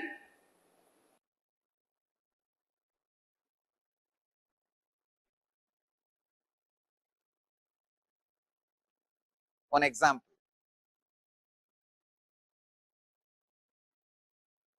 The fire. You have fear about fire. That fear is called Maya. But fire itself is not Maya. When the fear is completely lost in you, when you are in tune, suddenly you realize what stuff is a base material for you, same stuff is base material for that. You are in tune already. You can play with it, conquer it, go beyond it.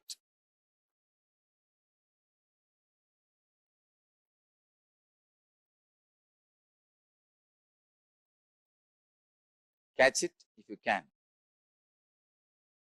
It's one of the very, very, very subtlest truths.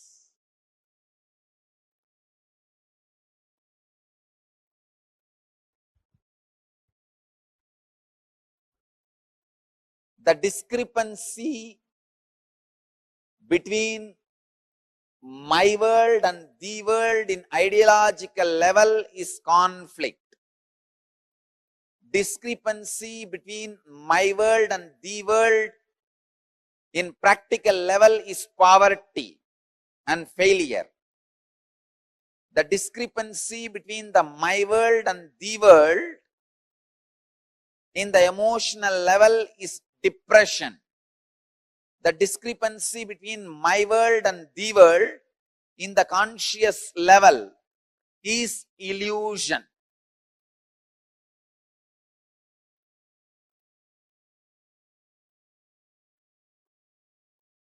Next, Subramanyas. Muruga.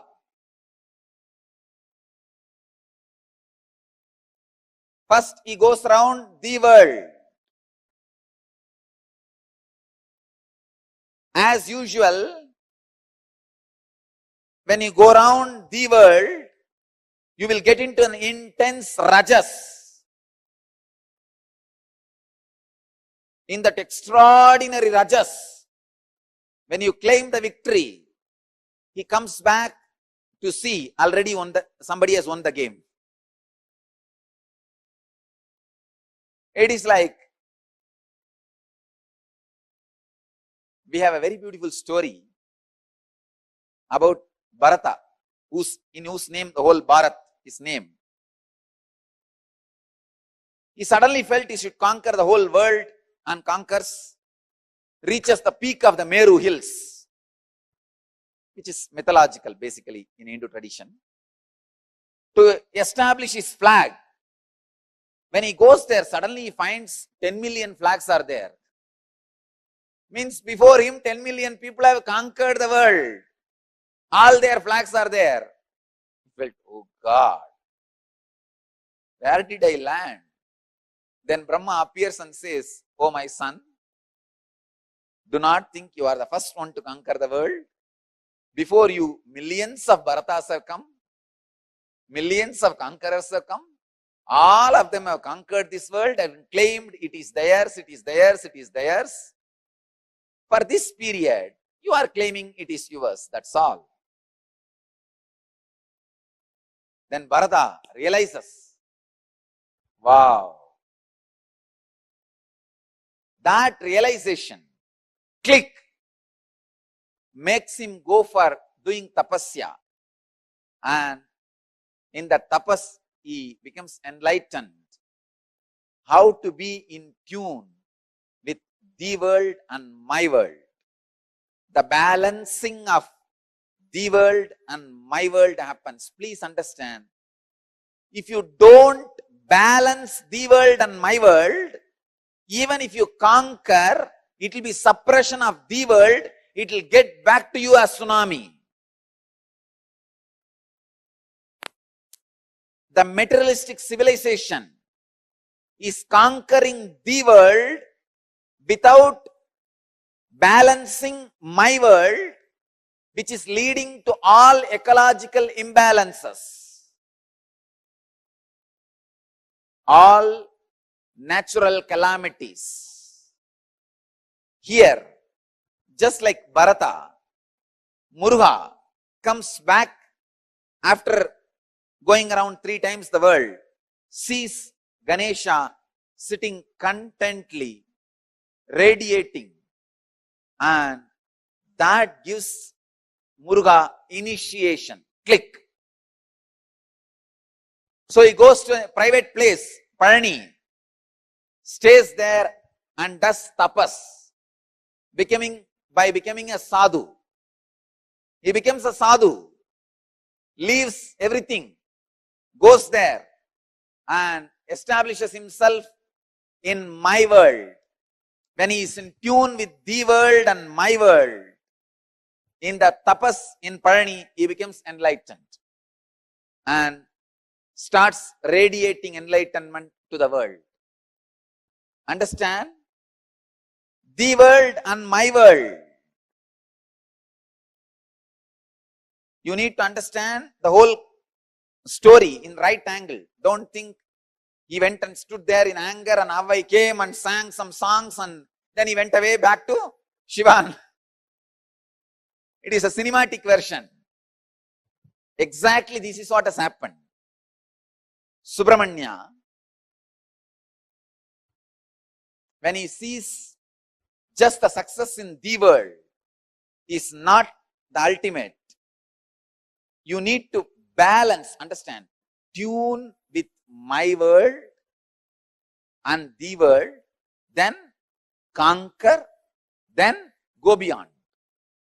Without in tune, any effort to conquer the world leads to great chaos in the world and my world. The restlessness in my world, natural calamities in the world. Extraordinary restlessness in my world reflects as natural calamities in the world. Understand? All the civilizations which is suffering with extraordinary attention to the world without balancing my world are suffering with too much of natural calamities.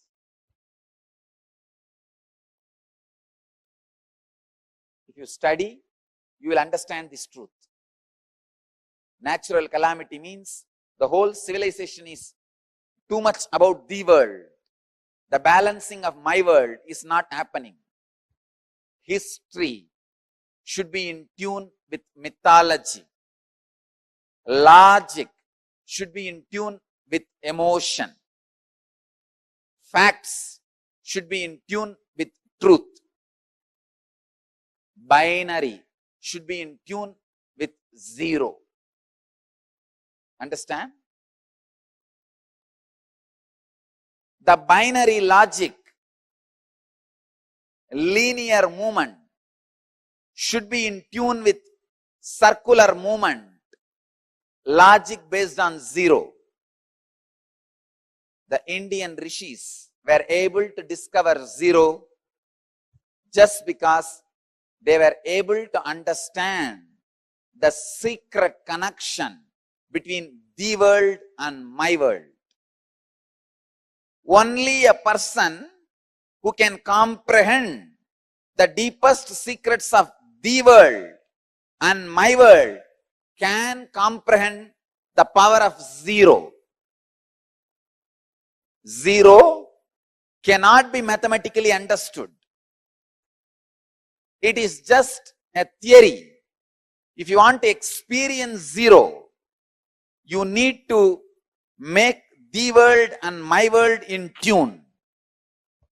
Tuning my world into the world is the samyama you are expected to do to fall in tune with the elements, fall in tune with the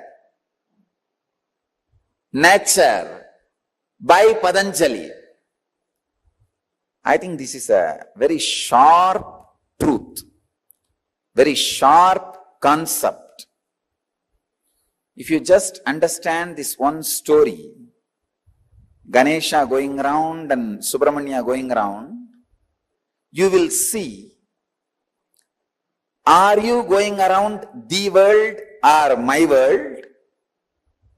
Are you too much centered on my world or the world?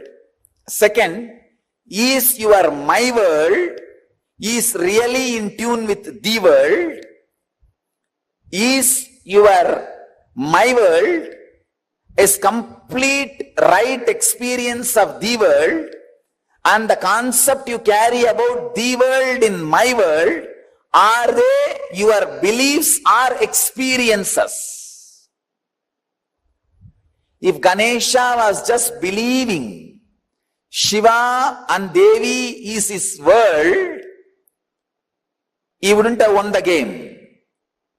Not only Shiva and Devi should be the world, Ganesha should be experiencing it.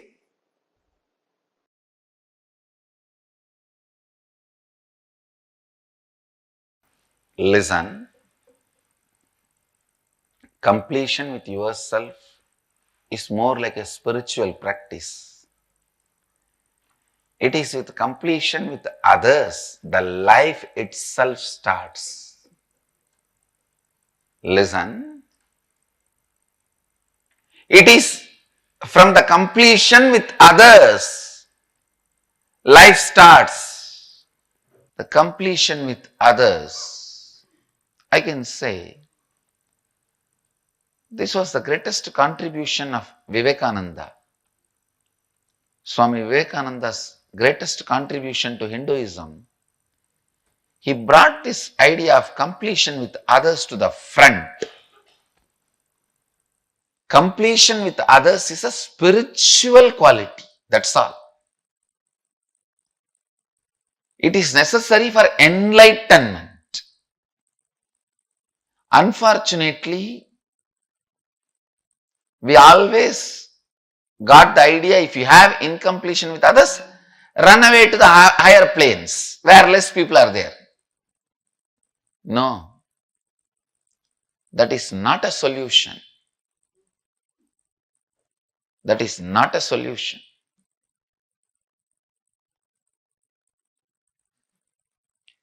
Completion with others is the basic necessity, the basic quality you need for enlightenment. Understand?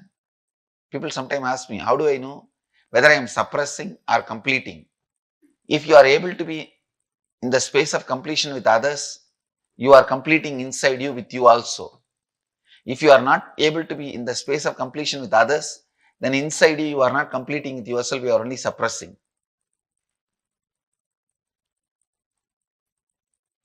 So the scale to find whether you are completing or suppressing, completing or brooding over, completing or waiting for a chance to take revenge.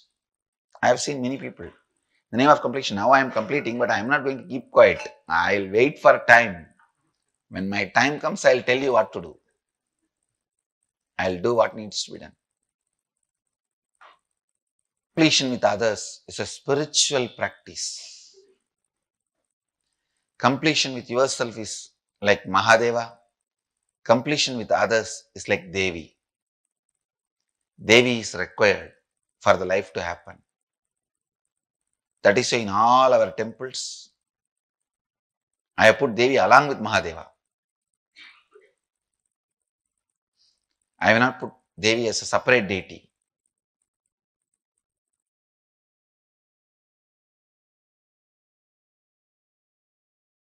listen, completing with others. Others means not just only your father, mother, husband, wife, brother, sister, the human beings around you. We will start the completion with everything with which you are living. Your wealth, your health, your bag, your seat, your pets, your car, your house. Please understand, all these are living part of your life. They may be dead objects, but they are living part of your life. See, a house may be a dead object, but it is a living part of your life. How many of you understand what I am saying? It's a very important component of your life.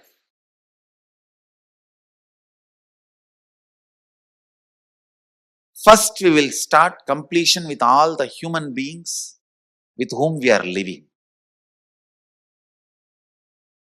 First step, completion with everything. With every human being.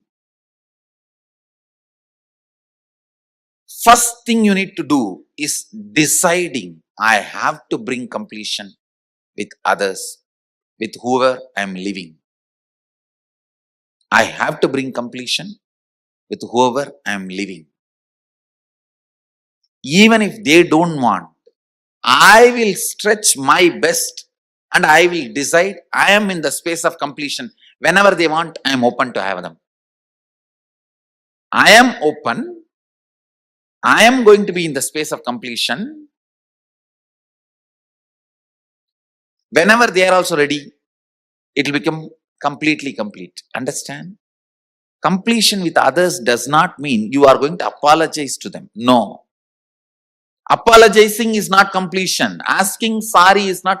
So many people were saying, I want to apologize, I am sorry. No. I am sorry is not completion.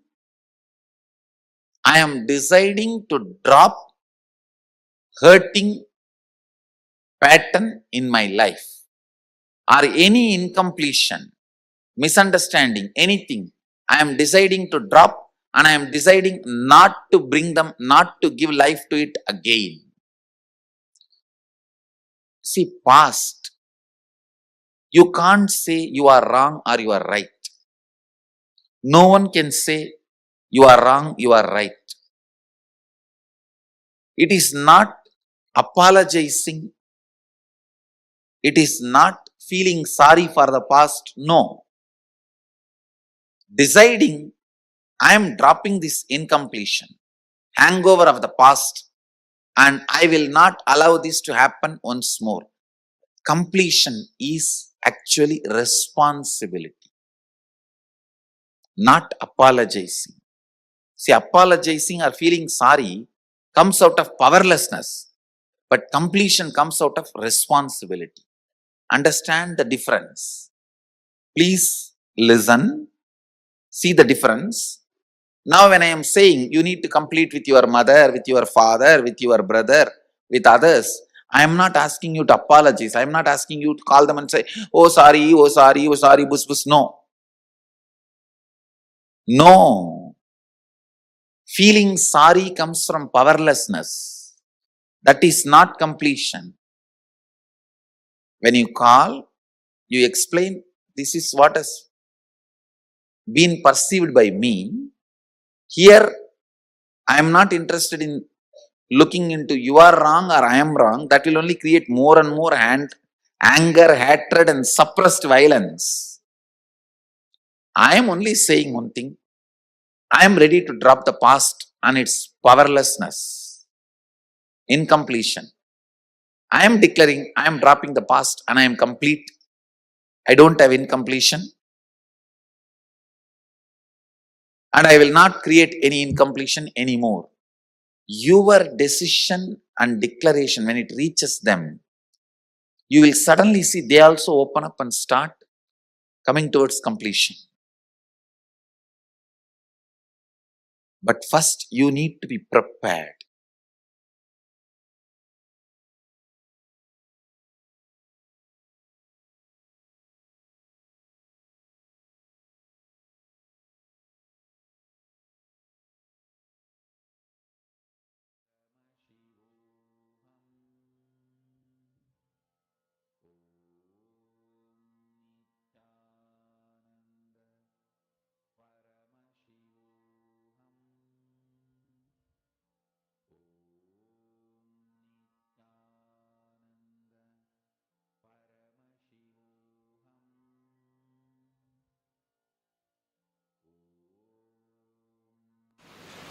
I'll tell you the story of my completion.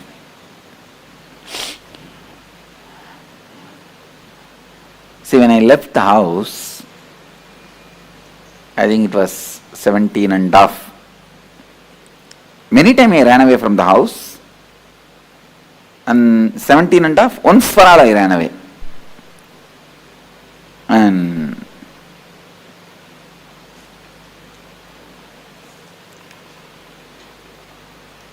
I think when I was 17, both my gurus, Raghupati Yogi, Yogi Yogananda Puri, his name, and Vibhudananda Puri, lady sannyasini, Kuppammal, her name, both of them have passed away. After they left the body, it was almost like impossible for me to live in that city. See, in that town, every stone is associated with their memories for me. The hill is the place where I spend my time. Temple is the place I spend my time. It's always with them.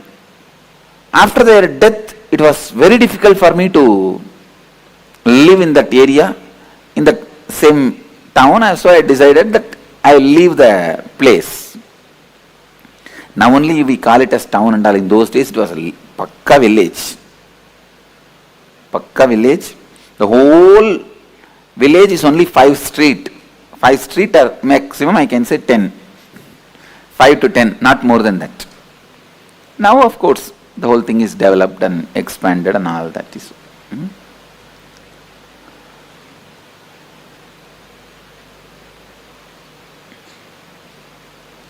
I could not live in Tiruvannamalai, so I decided to leave the house. I had the darshan of Ramakrishna suddenly, so I decided to go to Ramakrishna Mission and sannyasi. But I know very clearly I am not going to stay in their organization. I may go and receive sannyas and continue my yatra. That was my decision, my thinking, hope. So one day, it was a Sunday, Saturday night, Sunday morning, I saw very vividly Ramakrishna and Sharada Devi appearing, and they appeared, and I asked Ramakrishna, please initiate me. And he smiled and said, showing Sharada Devi, she is the specialist in all this. And I told Sharada Devi, you initiate me. Then I saw very clearly she put her hand on my head and both of them entered into my body and disappeared. So I decided, it gave me a lot of courage and strength to take up sannyas, leave the house. I can say that this was the immediate reason. So I decided I am going to leave the house. And after the decision, I was in the temple thinking. After this dream, I went to temple and whole day I was sitting and thinking.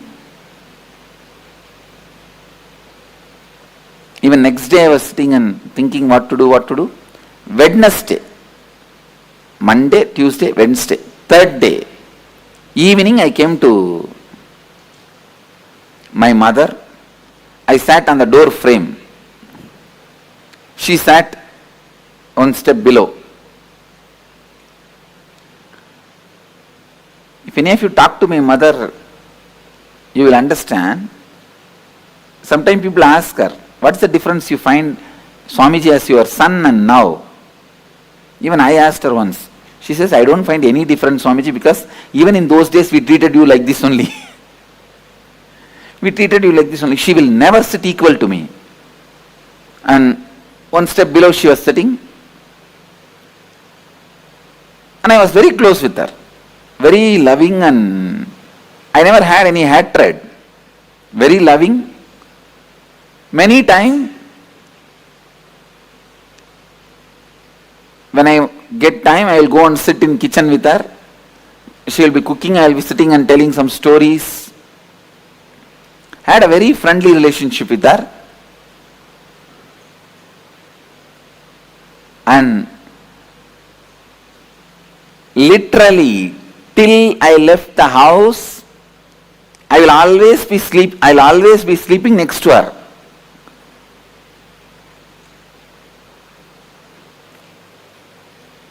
I think if you are from the Western culture, it will be shocking, you will not be able to understand. In Indian tradition, we don't have even the idea of the child abuse. So always, as kids,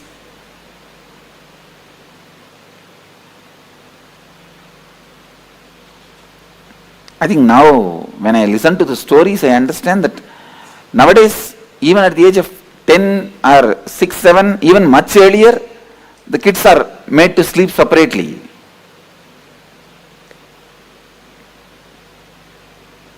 Till I left the house, I'll always be sleeping next to her only, holding her. And another one thing, after my enlightenment, from the age of 12, I started this pattern of bedwetting. 10 years I was bedwetting. Later on I found out what was the reason. Kids will have bedwetting, you have heard. But when I was a child, it did not happen. At the age of 12, it started. See, after the enlightenment, every night, the consciousness falls into samadhi. So the message from bladder to brain does not go. That bladder is full and brain does not act.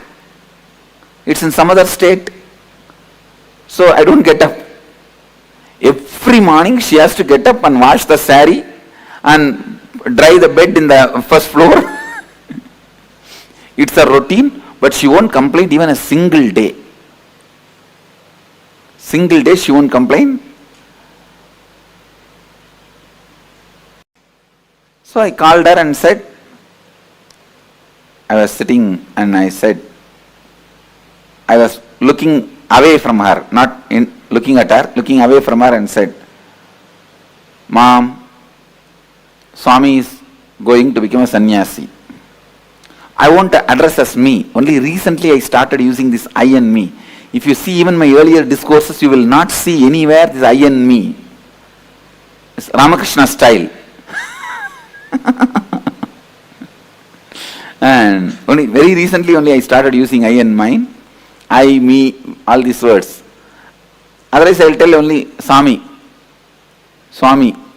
Even to tell about me, I will tell only Swami. So, if you talk to our Gurukul kids, even they will not say I and me. They will only tell the name.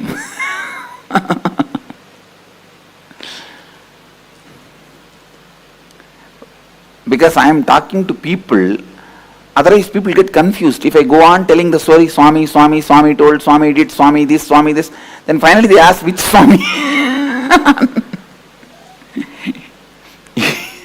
They end up in confusion. That is why I have started using the word normally. Anyhow, I told her, in Tamil I said, Swami sannyasam போறதுன்னு முடிவு பண்ணிருச்சு. I told her that Swami has decided to go as a sannyasi. And I am looking away from her. And I don't have the courage to look at her because I am emotionally very attached with her. Very attached to her. So, I can't handle. So I was looking, my eyes were away. See, even though I was attached to her, I was complete with her. And I was complete with me. So it did not stop me going towards sannyas. But I had a very good relationship with her. I don't know how you guys will understand. Understand that attachment does not mean like the attachment you guys carry, that I will not be able to go for sannyas. It was not against my need or will for going to sannyas. But I cannot see her cry, see her suffer. So I was keeping my eyes away, looking away from her. I did not get any response from her.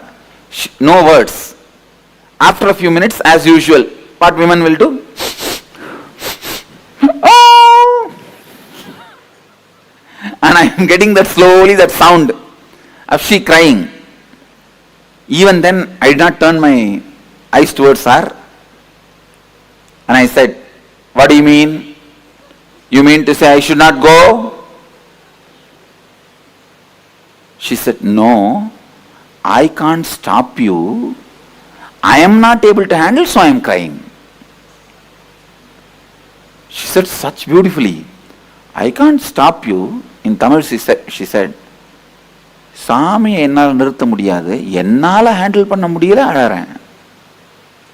எனக்கு தாங்கல, அழறேன். Then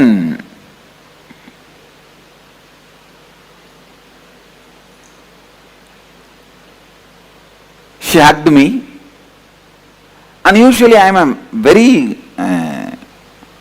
I will be so happy and comfortable with my mother. Even while I am sitting in the kitchen, I will be only putting my hands on her shoulder and talking. I was very comfortable. So I will never miss a chance to hug her. This hugging, I think, I learned from my mother only. Now I tell you really, if you are complete with your mother, all women in your life, the relationship will be so complete. If you are complete with father, all men in your life, the relationship will be complete. I was so complete with my mother,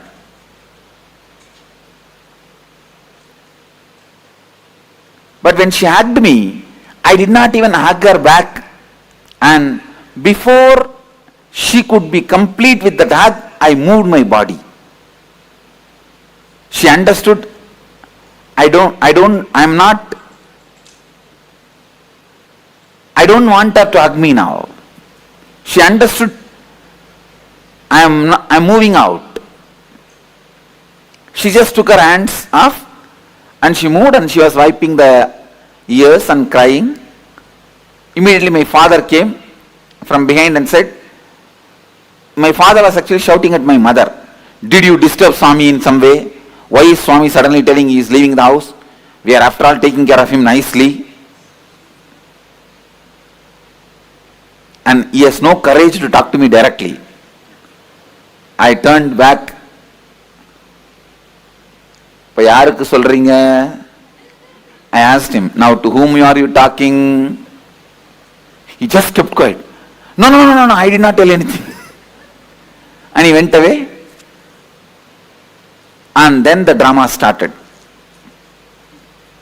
Of course, when I pushed her away, in the half hug, I could see very clearly part of my bio-memory was incomplete. Please understand, part of me was incomplete. See, if she fought with me, I would not have had incompletion. You are fighting with me, come on, I will fight with you, over. She never fought with me. So I could have allowed her to hug me, means I could have done little more care, with a little more sensitivity, with a little more love, because she's not asking me don't go. You understand? She's not telling don't go for sannyas. But I was afraid, if I give her the love or attention or care, I may not go. I may not be able to go. So I can say that it was more, the incompletion was created with her, more because of my self-doubt about me. Then finally, next day morning, I can see the whole village is in front of my house. It's a very tight-knit community, small village, tight-knit community. I can say it's one large family, that's all. The whole village. At least that whole area. I have seen in those days, in every house in the puja room, there will be one old man's photo. I asked my grandmother, who is this Swami? She said, no, he is your grandfather. I asked, then why his photo is in every house? She said, for all the house, he is the grandfather.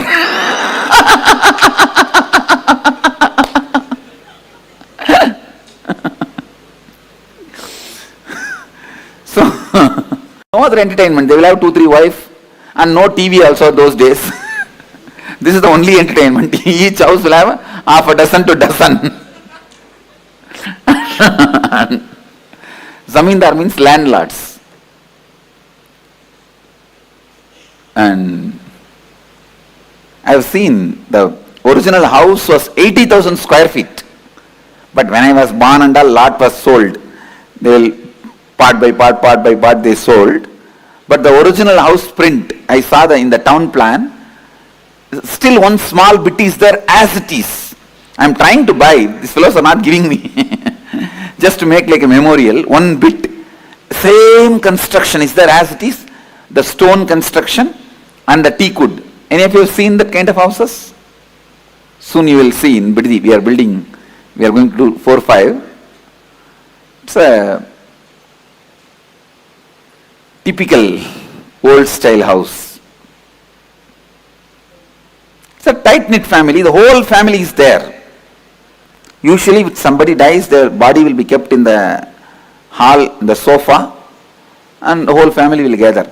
See, this family is such that every month somebody will be attending age, some engagement, some marriage, some death. Every once in 2-3 months there will be some festival, some program, some function. It will be continuously going on. That day when I woke up, I saw so much of crowd. I thought, who died? Because there's no other function. I asked my mother, what happened? Anybody died? All of them have gathered? All the relatives are there? She told me, no, they all came to see you only. I said, I am alive. Then she said, no, because you said you are going to become a sannyasi, they all came to see you. And literally like a dead body, I was made to sit on the sofa in the center of this room, hall. It's called Nadu Kottadi. They call it Nadu Kottadi. And in the center I am sitting. All the group, the whole group is sitting all around. And some who doesn't have courage, they talk among themselves. Some who has a courage try to confront me. One by one comes. And first comes my father's elder brother's wife, Periyamma, means aunt. She comes. What will happen to our family prestige if you become a sannyasi? And the funny thing is, night I told my mother, by early morning the whole village knows. Before I wake up, the whole village is there. There are nearby relatives. In those days, cell phone was not that common also. All the other villages also information has gone. They are all on the way. And you need to know, 2 families sat and already saw a girl for me. Usually in this tight-knit families, if a boy is born, immediately they will tie a girl. The mama ponnu, atta ponnu, edavadhu one tie panni vechiruvanga. So they already decided. They are seeing the time, right, muhurtam. And all of them have to sit and convince me. And I am a 17.5-year-old boy. And they will finish the marriage so that I cannot run away and become a sannyasi. And so all this is going on. And she comes. See what will happen to the prestige, family prestige. And I cannot live. If you run away like this and all, whole village will talk, everyone will talk about us. And now only we are having little prestige and family is all settling down. She has 2 daughters. And who will marry my 2 daughters if you run away and become a sannyasi? After all, they are my cousin sisters only. If you run away and become sannyasi, nobody will marry my daughters. I will hang with the sari on the fan She told in Tamil, சேலையை கட்டி ஃபேன்ல தொங்கிடுவேன் அப்படின்னு. I will hang myself in the saree on the fan. I slowly looked at her and said, she used to be very heavy. And I said, for your weight, the saree will tear, fan will break. You better use the rope on the Uttaram. Uttaram is the beam. You use the rope and hang yourself in the Uttaram. Surely you will die. That's it. And immediately she got angry. What? You are asking me to die? You are asking me to die? Get out of our house. Get out of our house. That's what I told you. I'm going.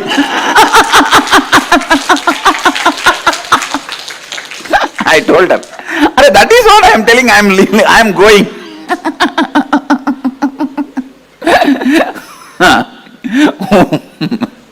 Then comes the next guy.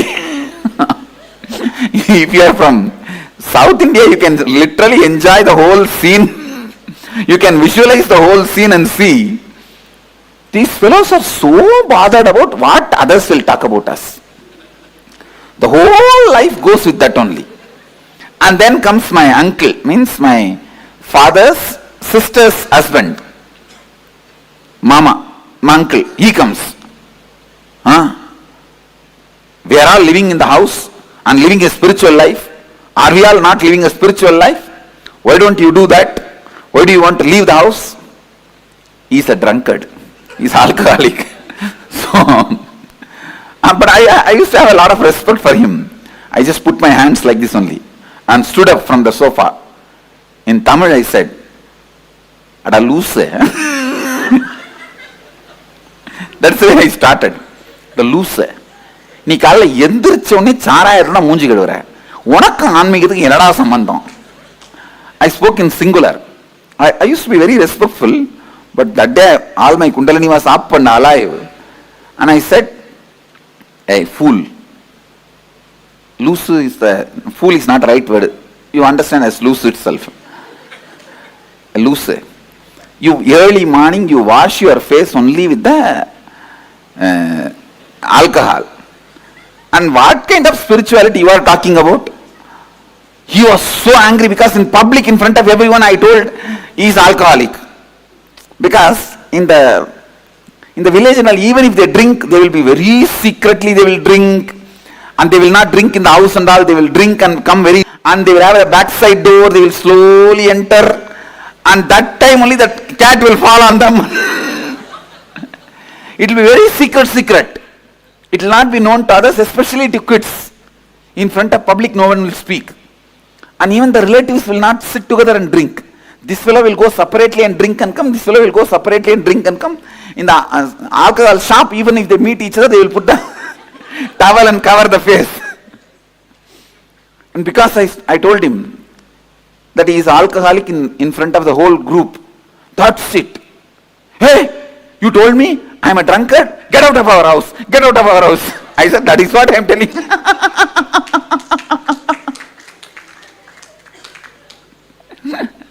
And second wicket over. So like this, few more wickets came. So once I finished everything, now everyone understands if you go there, all your respect, manam, maryada, ellam poirum.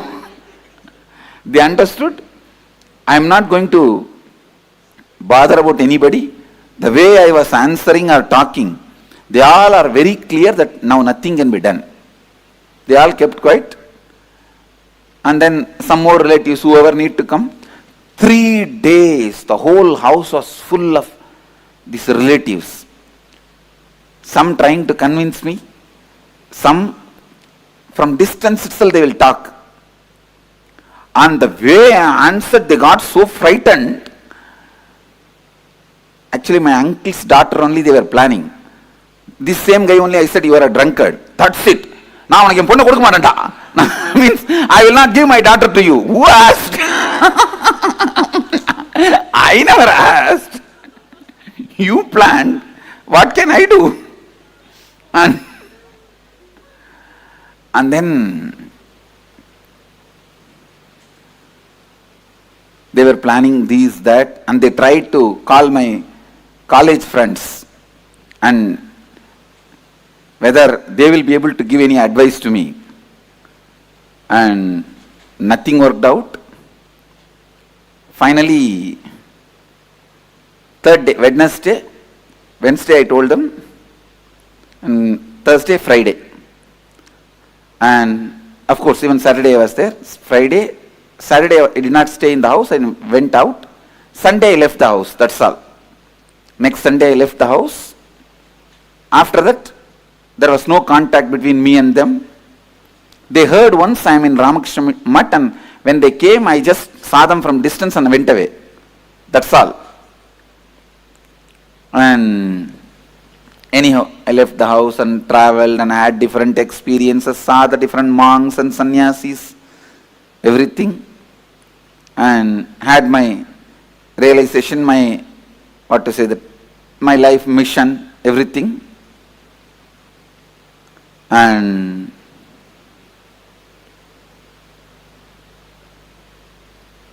when I had that experience at the age of 22, that I am an incarnation to transmit this experience, my body and mind is prepared for it. After that experience, it took 9 months for me to settle down normally. If I move the right hand, left hand will not move. If I move the left hand, right leg will not move. The coordination will not be there. If I speak, everything will be stopped. That's the way body was functioning. To settle down and become normal, it took 9 months. So when I settled into the body and became normal, the first thing I felt is I have to complete that biomemory which was left in me as incomplete. So I went back to Tiruvannamalai. Actually, that time I was staying in a place called Kanchipuram, near Kanchipuram, a place called Perukkaranai. And there they take stones for making deities. So there are artificial caves where they removed the stones, quarried the stones. I was staying in one of those caves. Then when I decided, I wanted to complete with her. When I felt I should complete with her, immediately I went back to Tiruvannamalai. I went to the house where they were staying. There I saw nobody is there. And somebody else is having shops. When I went there and asked, I wanted to see Arunachalam and Loganai, my father and mother's name. They said, no, they are not here. They went away. I asked, it is their own house? They said, no.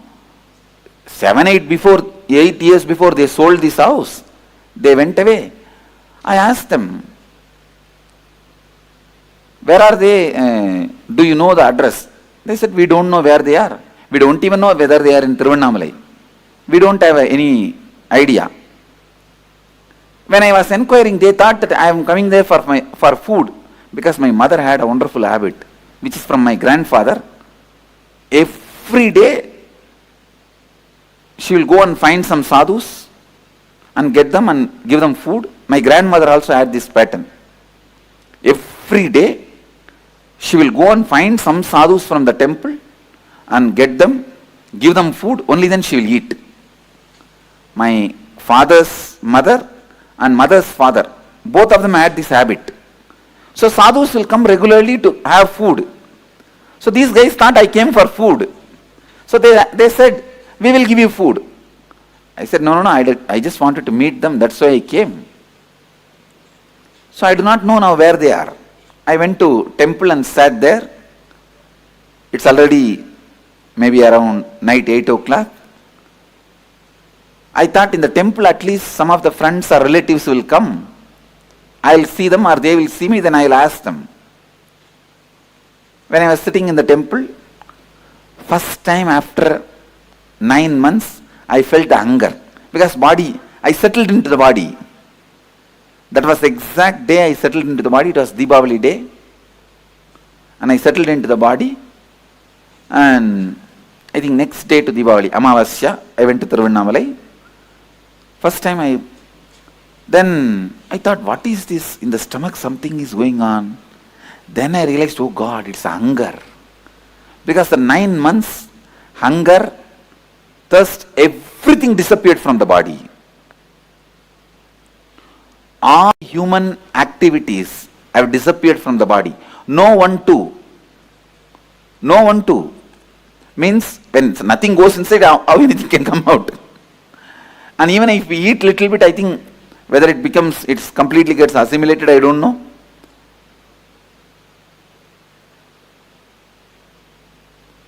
So first time I felt the hunger after the 9 months. So I was sitting in Tiruvannamalai. It was funny, sitting in Tiruvannamalai, hunger and no food. But immediately, in few minutes, I could see the power of space. The Devi temple priest, he walked straight from the Devi temple and gave the food to me, Nevedyam. I asked him, no, why are you giving it to me? To whom you want to give? Maybe you wanted to give for somebody else and you are mistaking and giving. I told him in Tamil, எனக்கு எது கொடுக்குறீங்க? நீங்க வேற யாரையும் நினைச்சிட்டு எனக்கு கொடுக்குறீங்கன்னு நினைக்கிறேன். Then he looked at me and said, no, eat, and went away.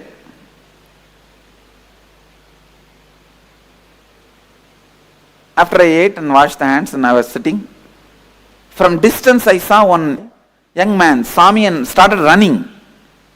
Then I know it's my classmate. From distance I recognized. He also recognized me. He thought if he comes near me, I'll run away. So he wants to inform my parents first. He ran and told my mother and father. In 10 minutes I saw in my vision space one face coming and standing. My mother came and stood. And she was afraid to talk to me. She recognized me and she's standing. I turned my face and the moment I recognized her, I gave my wide smile and asked her, how are you, Ma? The moment she saw a smile in my face, she thought, yes, she can communicate. She can relate. And immediately, tears started rolling in her eyes because she's seeing me maybe, 7-8 years or after that. When I left, I'm a kid, now a sannyasi, shaved head, tall, shining face and sharp eyes, lean. Those days I used to be shaved head. And she was standing with tears. Actually, first I only stood up and pulled her and hugged her. And she started crying, putting her head on my shoulder. Cried, maybe for 10 minutes. I just allowed. When she felt complete and took her body out, I saw my incompletion has disappeared. The incompletion which was in me, in my biomemory, disappeared. Understand?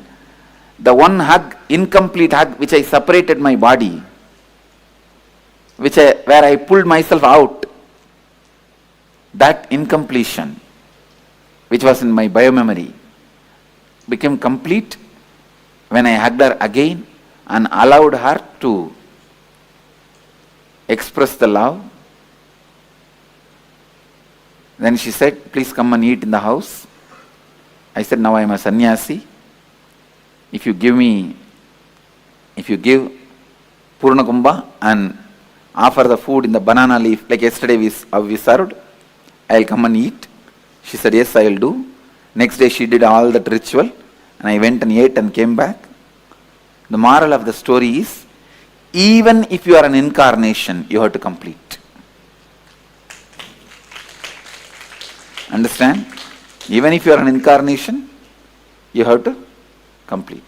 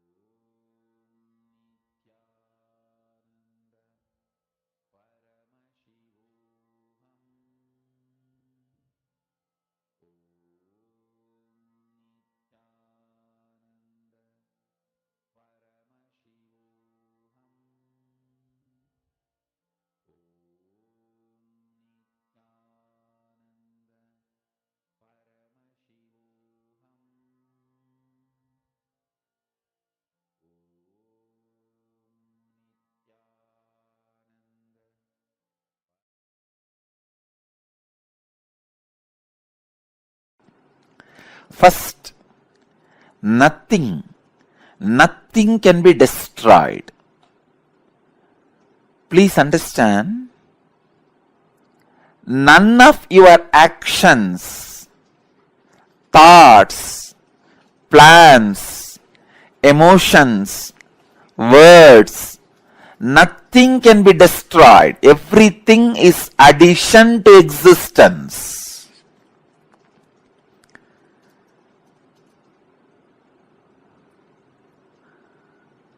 Every moment, every one of our thoughts, words, actions, everything just go on, gets added to existence. 10,000 years ago, what rishis were doing on the banks of Saraswati is still available in the cosmic archives as if it is happening now. Please understand, 60,000 years before, what human beings were doing in the Ganges civilization is available as if it is happening now with the 4D clarity, not just 3D, 4D clarity. Nothing can be destroyed in the world. Everything is stored.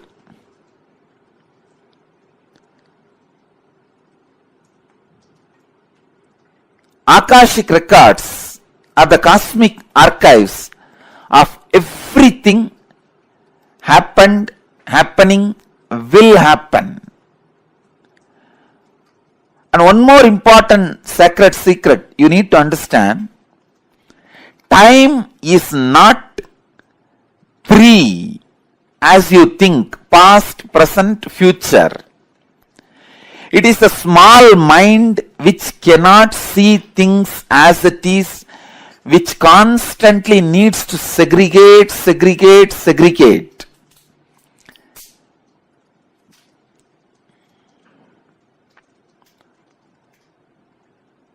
For example, if you keep a fruit basket on the table, ordinarily if you look, you will look in one moment and you know it is a fruit basket and 5 different fruits are there. But for a child, it cannot grasp the whole thing immediately.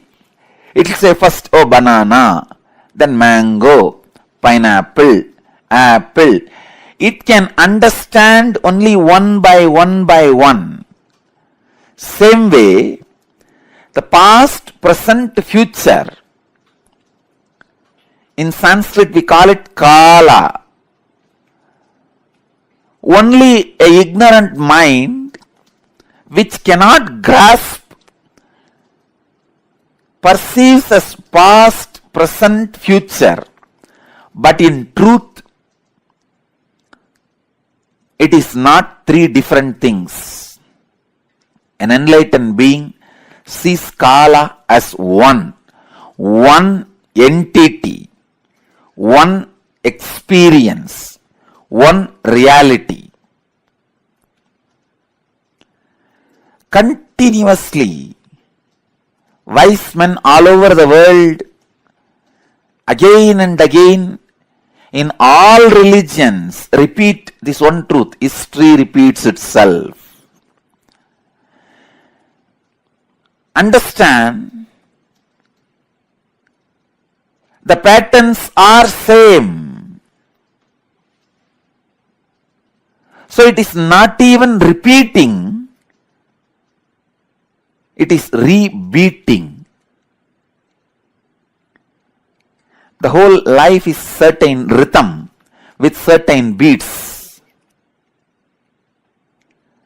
That rhythm is continuously moving. Even the word repeating is not right word. Rebeating is right word. History is constantly rebeating itself.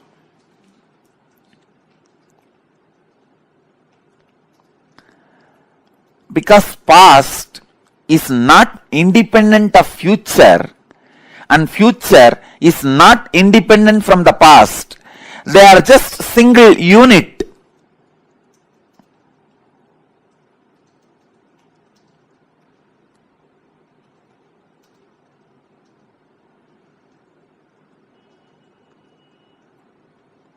Your innermost consciousness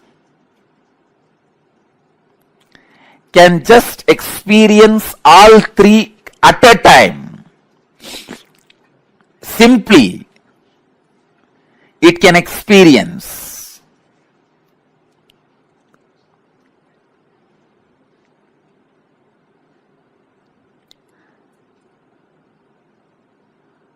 Past, present, future. All these three are just the very integral part of your inner space. When your consciousness leans towards past, it is caught in greed. When it leans towards the future, it is caught in fear. When it is sitting with the present, it is inspired. Please understand, when it moves towards the future, it is caught in fear. That is why it jumps to greed. Fear is a wound, greed is a medicine. When greed is a wound, fear is a medicine. Fear heals greed, greed heals fear. Fear reduces greed, greed reduces fear. Greed reduces the fear and brings you back to the reality. And greed reduces the fear and brings you back to reality.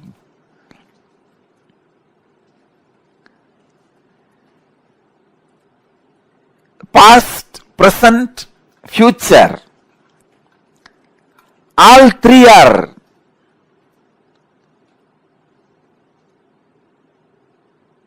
one entity, one existence, one unity.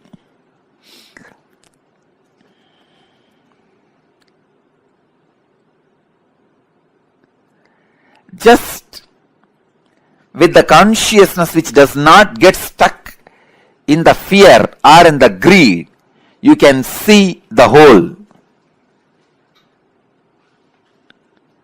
You can see the whole. Please understand.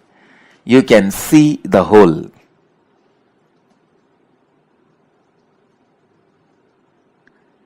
Past, present,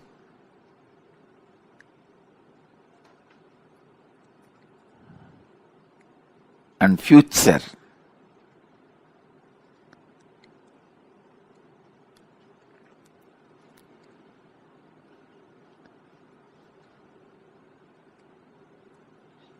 I'll give you a very simple understanding. As on now, each one of you will be having some fears about the future, some desire about the future. Constantly your inner mind will be projecting your fears are going to be reality. But your desires are saying, no, your desires should become reality. So now leave both.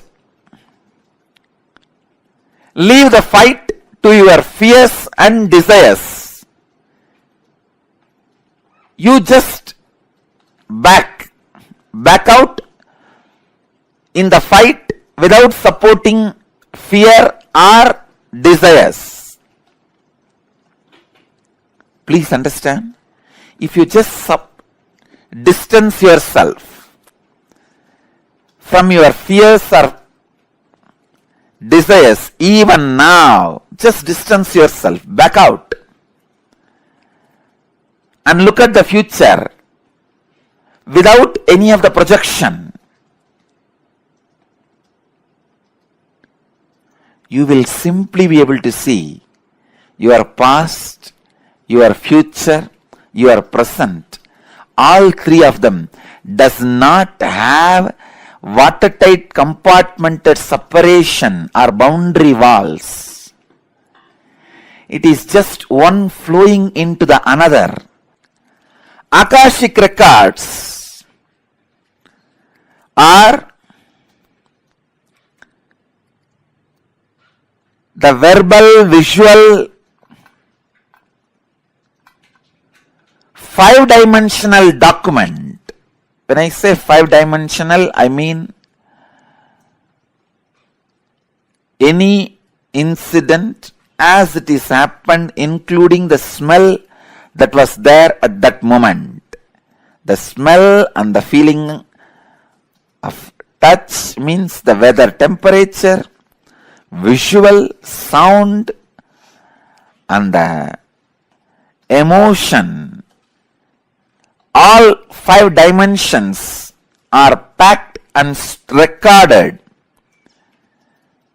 in the Akashic records. Please understand, just like a film in the camera captures two dimensions of visualization and verbalization. In the video camera, visualization and verbalization both are captured. Same way, the film in the cosmos is a space. In the space, all five dimensions, sound, visuals, smell, taste and touch, all five dimensions of whatever is happening is continuously getting recorded.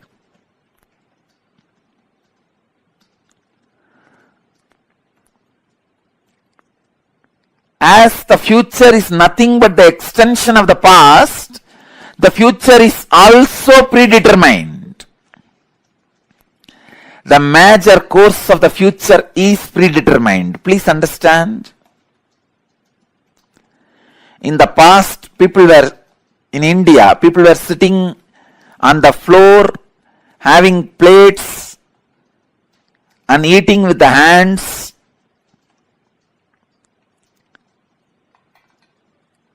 Idlis, the old breakfast. Then, now people sit on the dining table, use the spoons and forks, maybe eating pizza.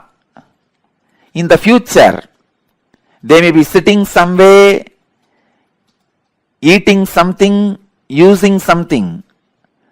That may change in future, but they were eating only through mouth in the past, now also only through mouth. In future also they will be eating only through mouth. That cannot be changed. So the major things in the past or in the present or in the future cannot be changed. Please understand, when I utter the word future is predetermined, realize the freedom in you. Don't be frustrated. All the frustrating parts of your past can be changed. Only the components and the parts which puts you in restful awareness are predetermined. Let me describe more clearly.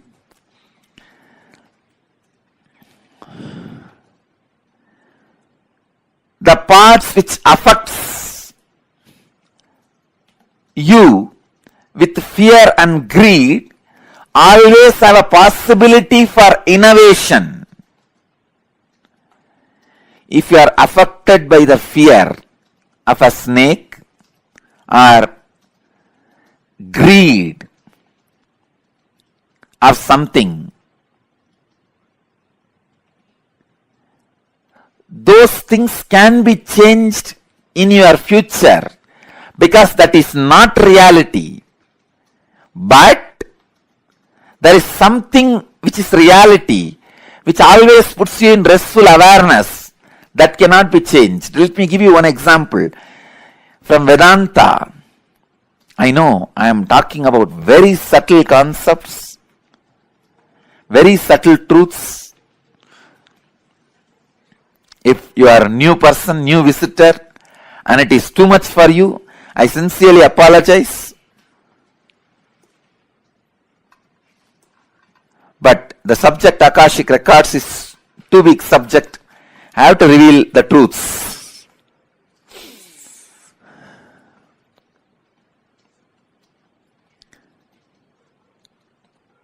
Please understand. In the dark night, you are walking in a forest alone. A rope is lying on your way. The moment you see first thing, naturally, you will have the fear stroke. It may be snake. At least for a few seconds, you will be in that mood. It is a snake. And most of us, our eyes have so much of power. It will show as if that end of that rope is moving little bit. That's power of our eyes. So you'll have the fear stroke. In few minutes, if you observe that rope very closely, strongly, intensely, suddenly you will realize, no, it is not snake, it is just ordinary rope lying. Then you will just settle down, relax. First, the impact happening on you, that fear. The second, the realization of you relaxing into the restful awareness. So these two components are there in this whole incident. This falling back into the restful awareness can't be changed even in future. The restful awareness is reality that does not change in the past or in the present or in the future. When I say future is predetermined, I mean the component of the restful awareness is predetermined. You have to fall back on the restful awareness. So be free. You have no suffering. No incident in your future can destroy you. You have to fall back on the restful awareness. It is predetermined destiny of every being. But the component of this fear can be changed. Instead of the fear of the snake, you may superimpose alligator on that rope. If it's a big rope with few stones around it, few leaves placed around, you can project an alligator instead of snake. So the possibility of the projection is the changeable part of your future. And the possibility of falling back on the restful awareness is predetermined part of your future. When enlightened masters say future is predetermined, they are saying the truth. When enlightened masters say future can be changed, can be altered, they are saying the truth. Please understand. When enlightened masters are saying future cannot be altered, it is predetermined, they are saying the truth. When enlightened masters are saying future can be altered, it is your freedom, they are saying the truth. When enlightened masters are saying both are truth, they are saying the truth.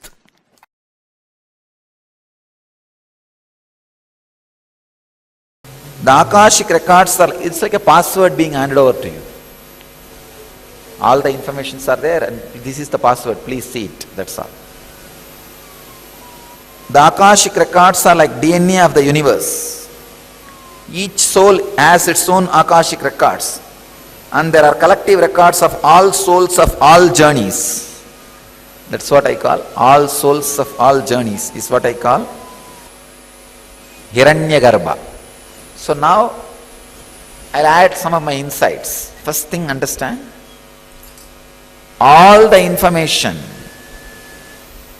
you collected through all your births is available in your DNA.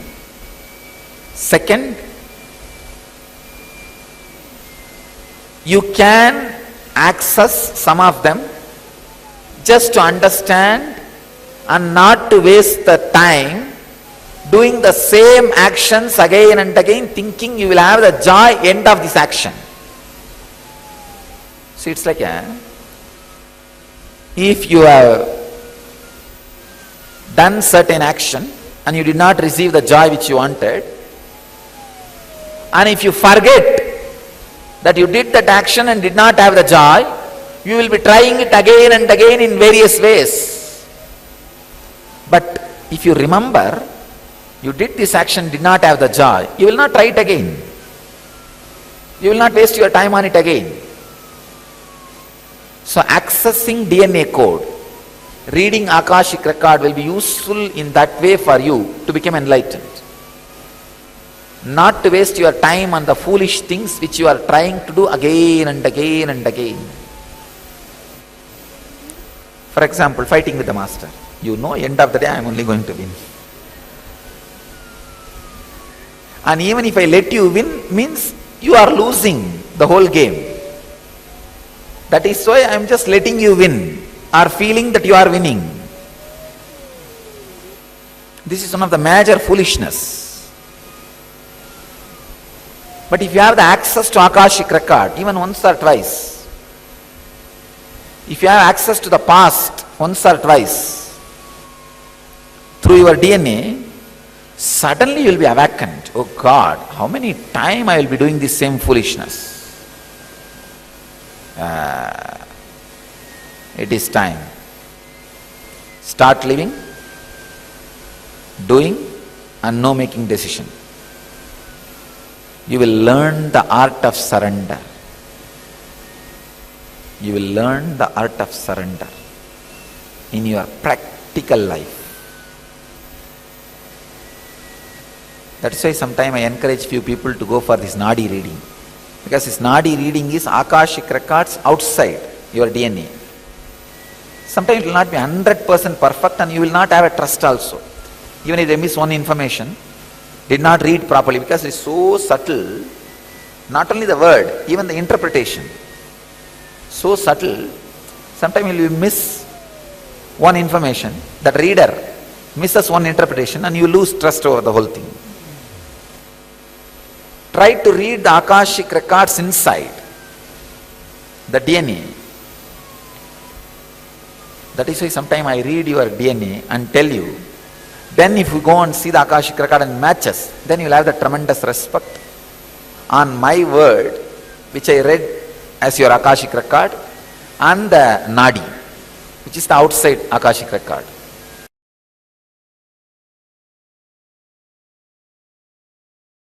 From the pure space of Kalabhairava,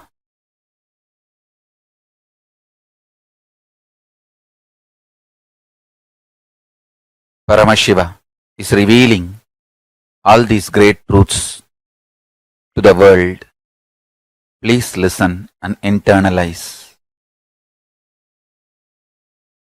All these truths are independently powerful and capable to make your consciousness into superconsciousness. Your consciousness is the seed, it is a possibility. If you understand these great truths, it can flower into superconsciousness. The seed is waiting to flower to achieve its completion and fulfillment. Listen and cognize these truths, you will achieve completion and fulfillment, ultimate enlightenment. Listen. The first truth.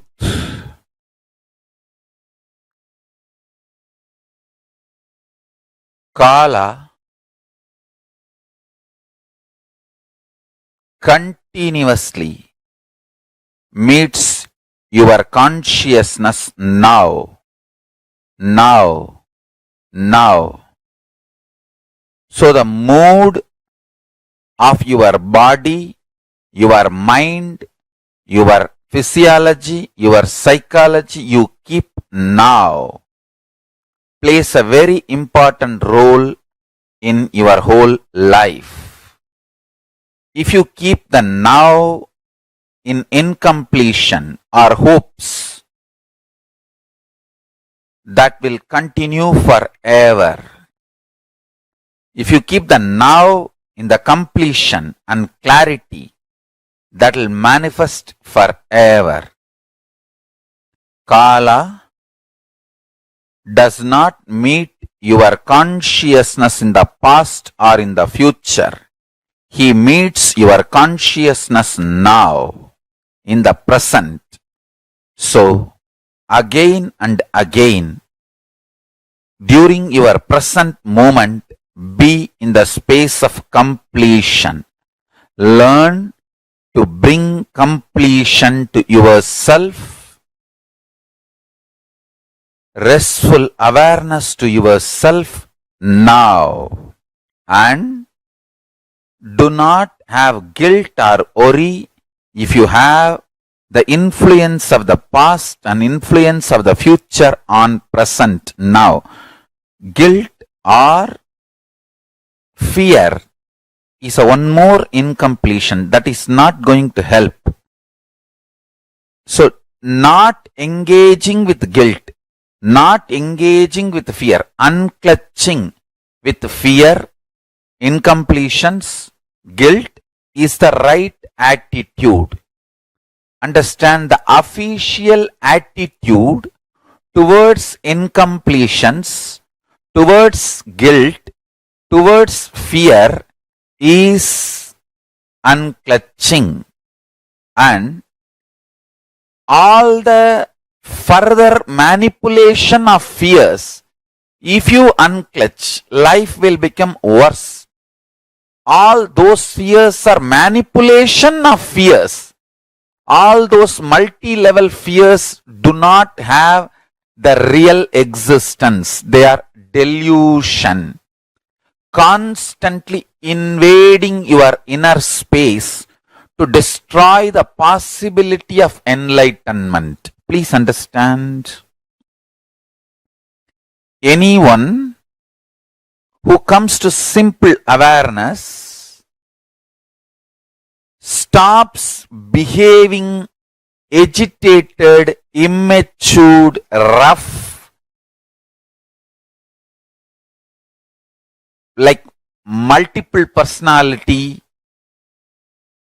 all this layered fears, fear, guilt, powerlessness, incompletion are layered. Please understand, this is the Deva Rahasya. They all do not have influence over your present moment. This present moment, you meet the consciousness. Consciousness meets Kala directly. So, any practice you do in the present moment, for example, you declare completion.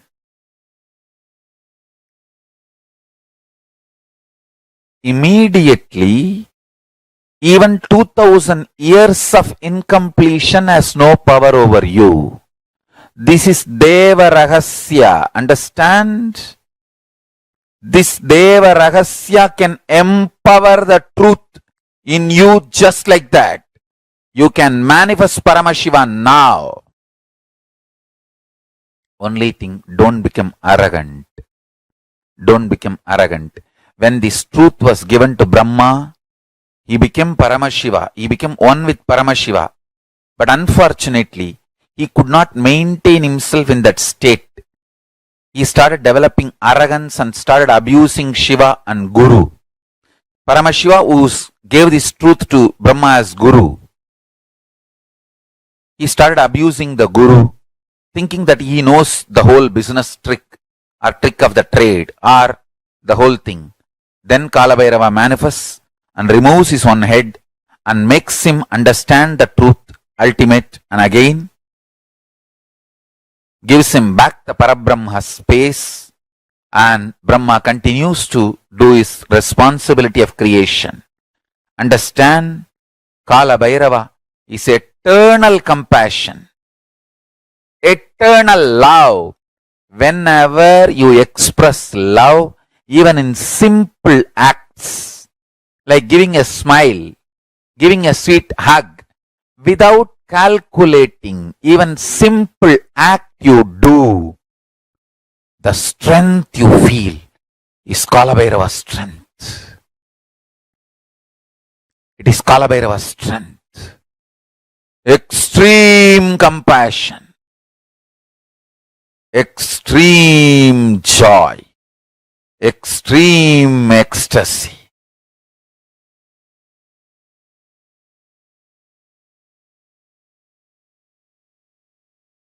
Brings intense powerfulness and strength in you.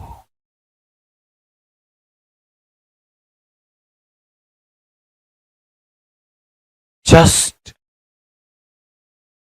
go on be sharing smile and love to anything you see.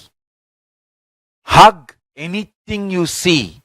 If you don't have any object in front, hug the air. You will build strong body and heavy muscles like Kala Bhairava. Listen. Listen to this Deva Rahasya. Look everything you see with love. Hug everything you see, including the air. You will build healthy, powerful, heavy body and grounded being. Superconscious flowering.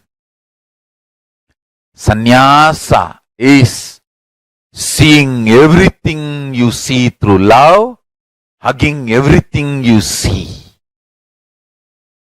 One with everything you see. People, objects, animate or inanimate. In the cosmos, there is no inanimate. In Kala, there is no inanimate. It is a space where the big bangs and black holes, planets, suns and stars and moons evolve billions of years exists and dissolve spontaneously, simultaneously, without gap. Billions of years without gap. Meditate on it. Meditate on it. Meditate on it. It is Deva Rahasya. The moment you understand this, your third eye will open up.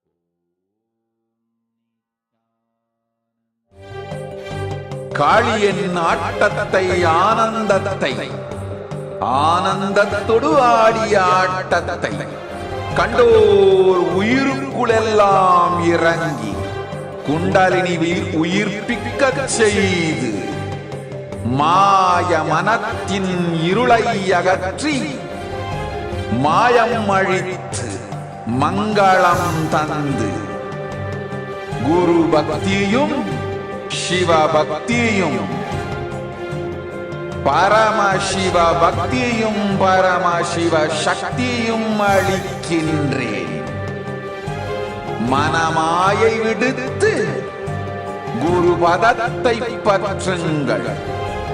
நித்யானந்தமாய் நிஜாவதாரமாய் வந்துதித்த என்னை பற்றி வாழ்வில் எல்லா நலமும் பெற்றிடுங்கள். ஓம் ஓம் ஓம். யாதுமாகி நின்றாய் காளி, ஓம் காளி ஓம் சக்தி, ஓம் காளி ஓம் சக்தி, ஓம் சக்தி ஓம் சக்தி ஓம் சக்தி. ஓம் ஓம் ஓம் ஓம்.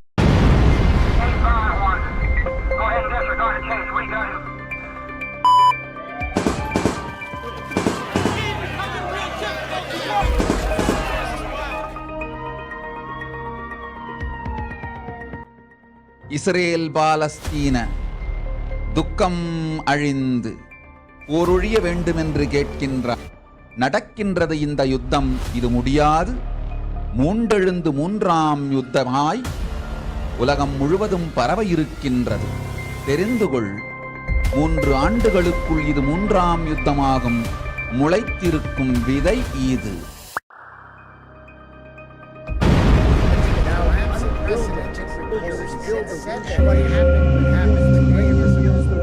We are praying for Israel, Hamas war to come to an end and to bring global peace.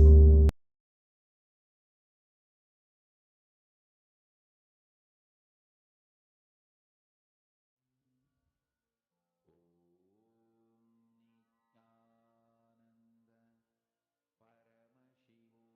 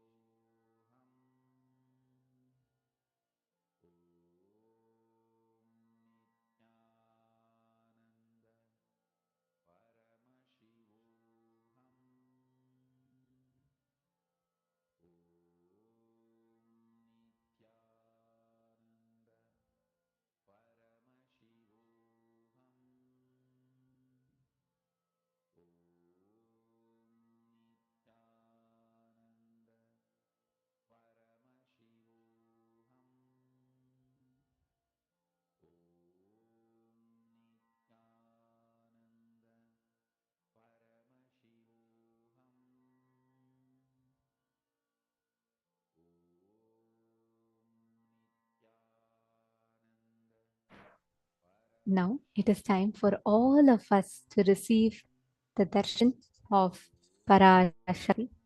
Today, before we all receive the darshan, we will be witnessing a very, very important celebration.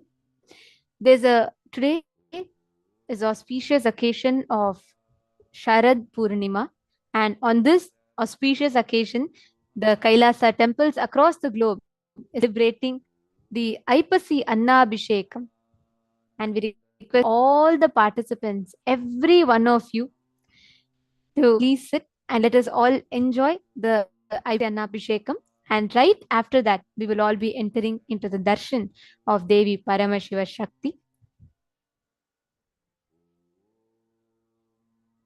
Now, let us all get ready to witness the Aipasi Annabhishekam.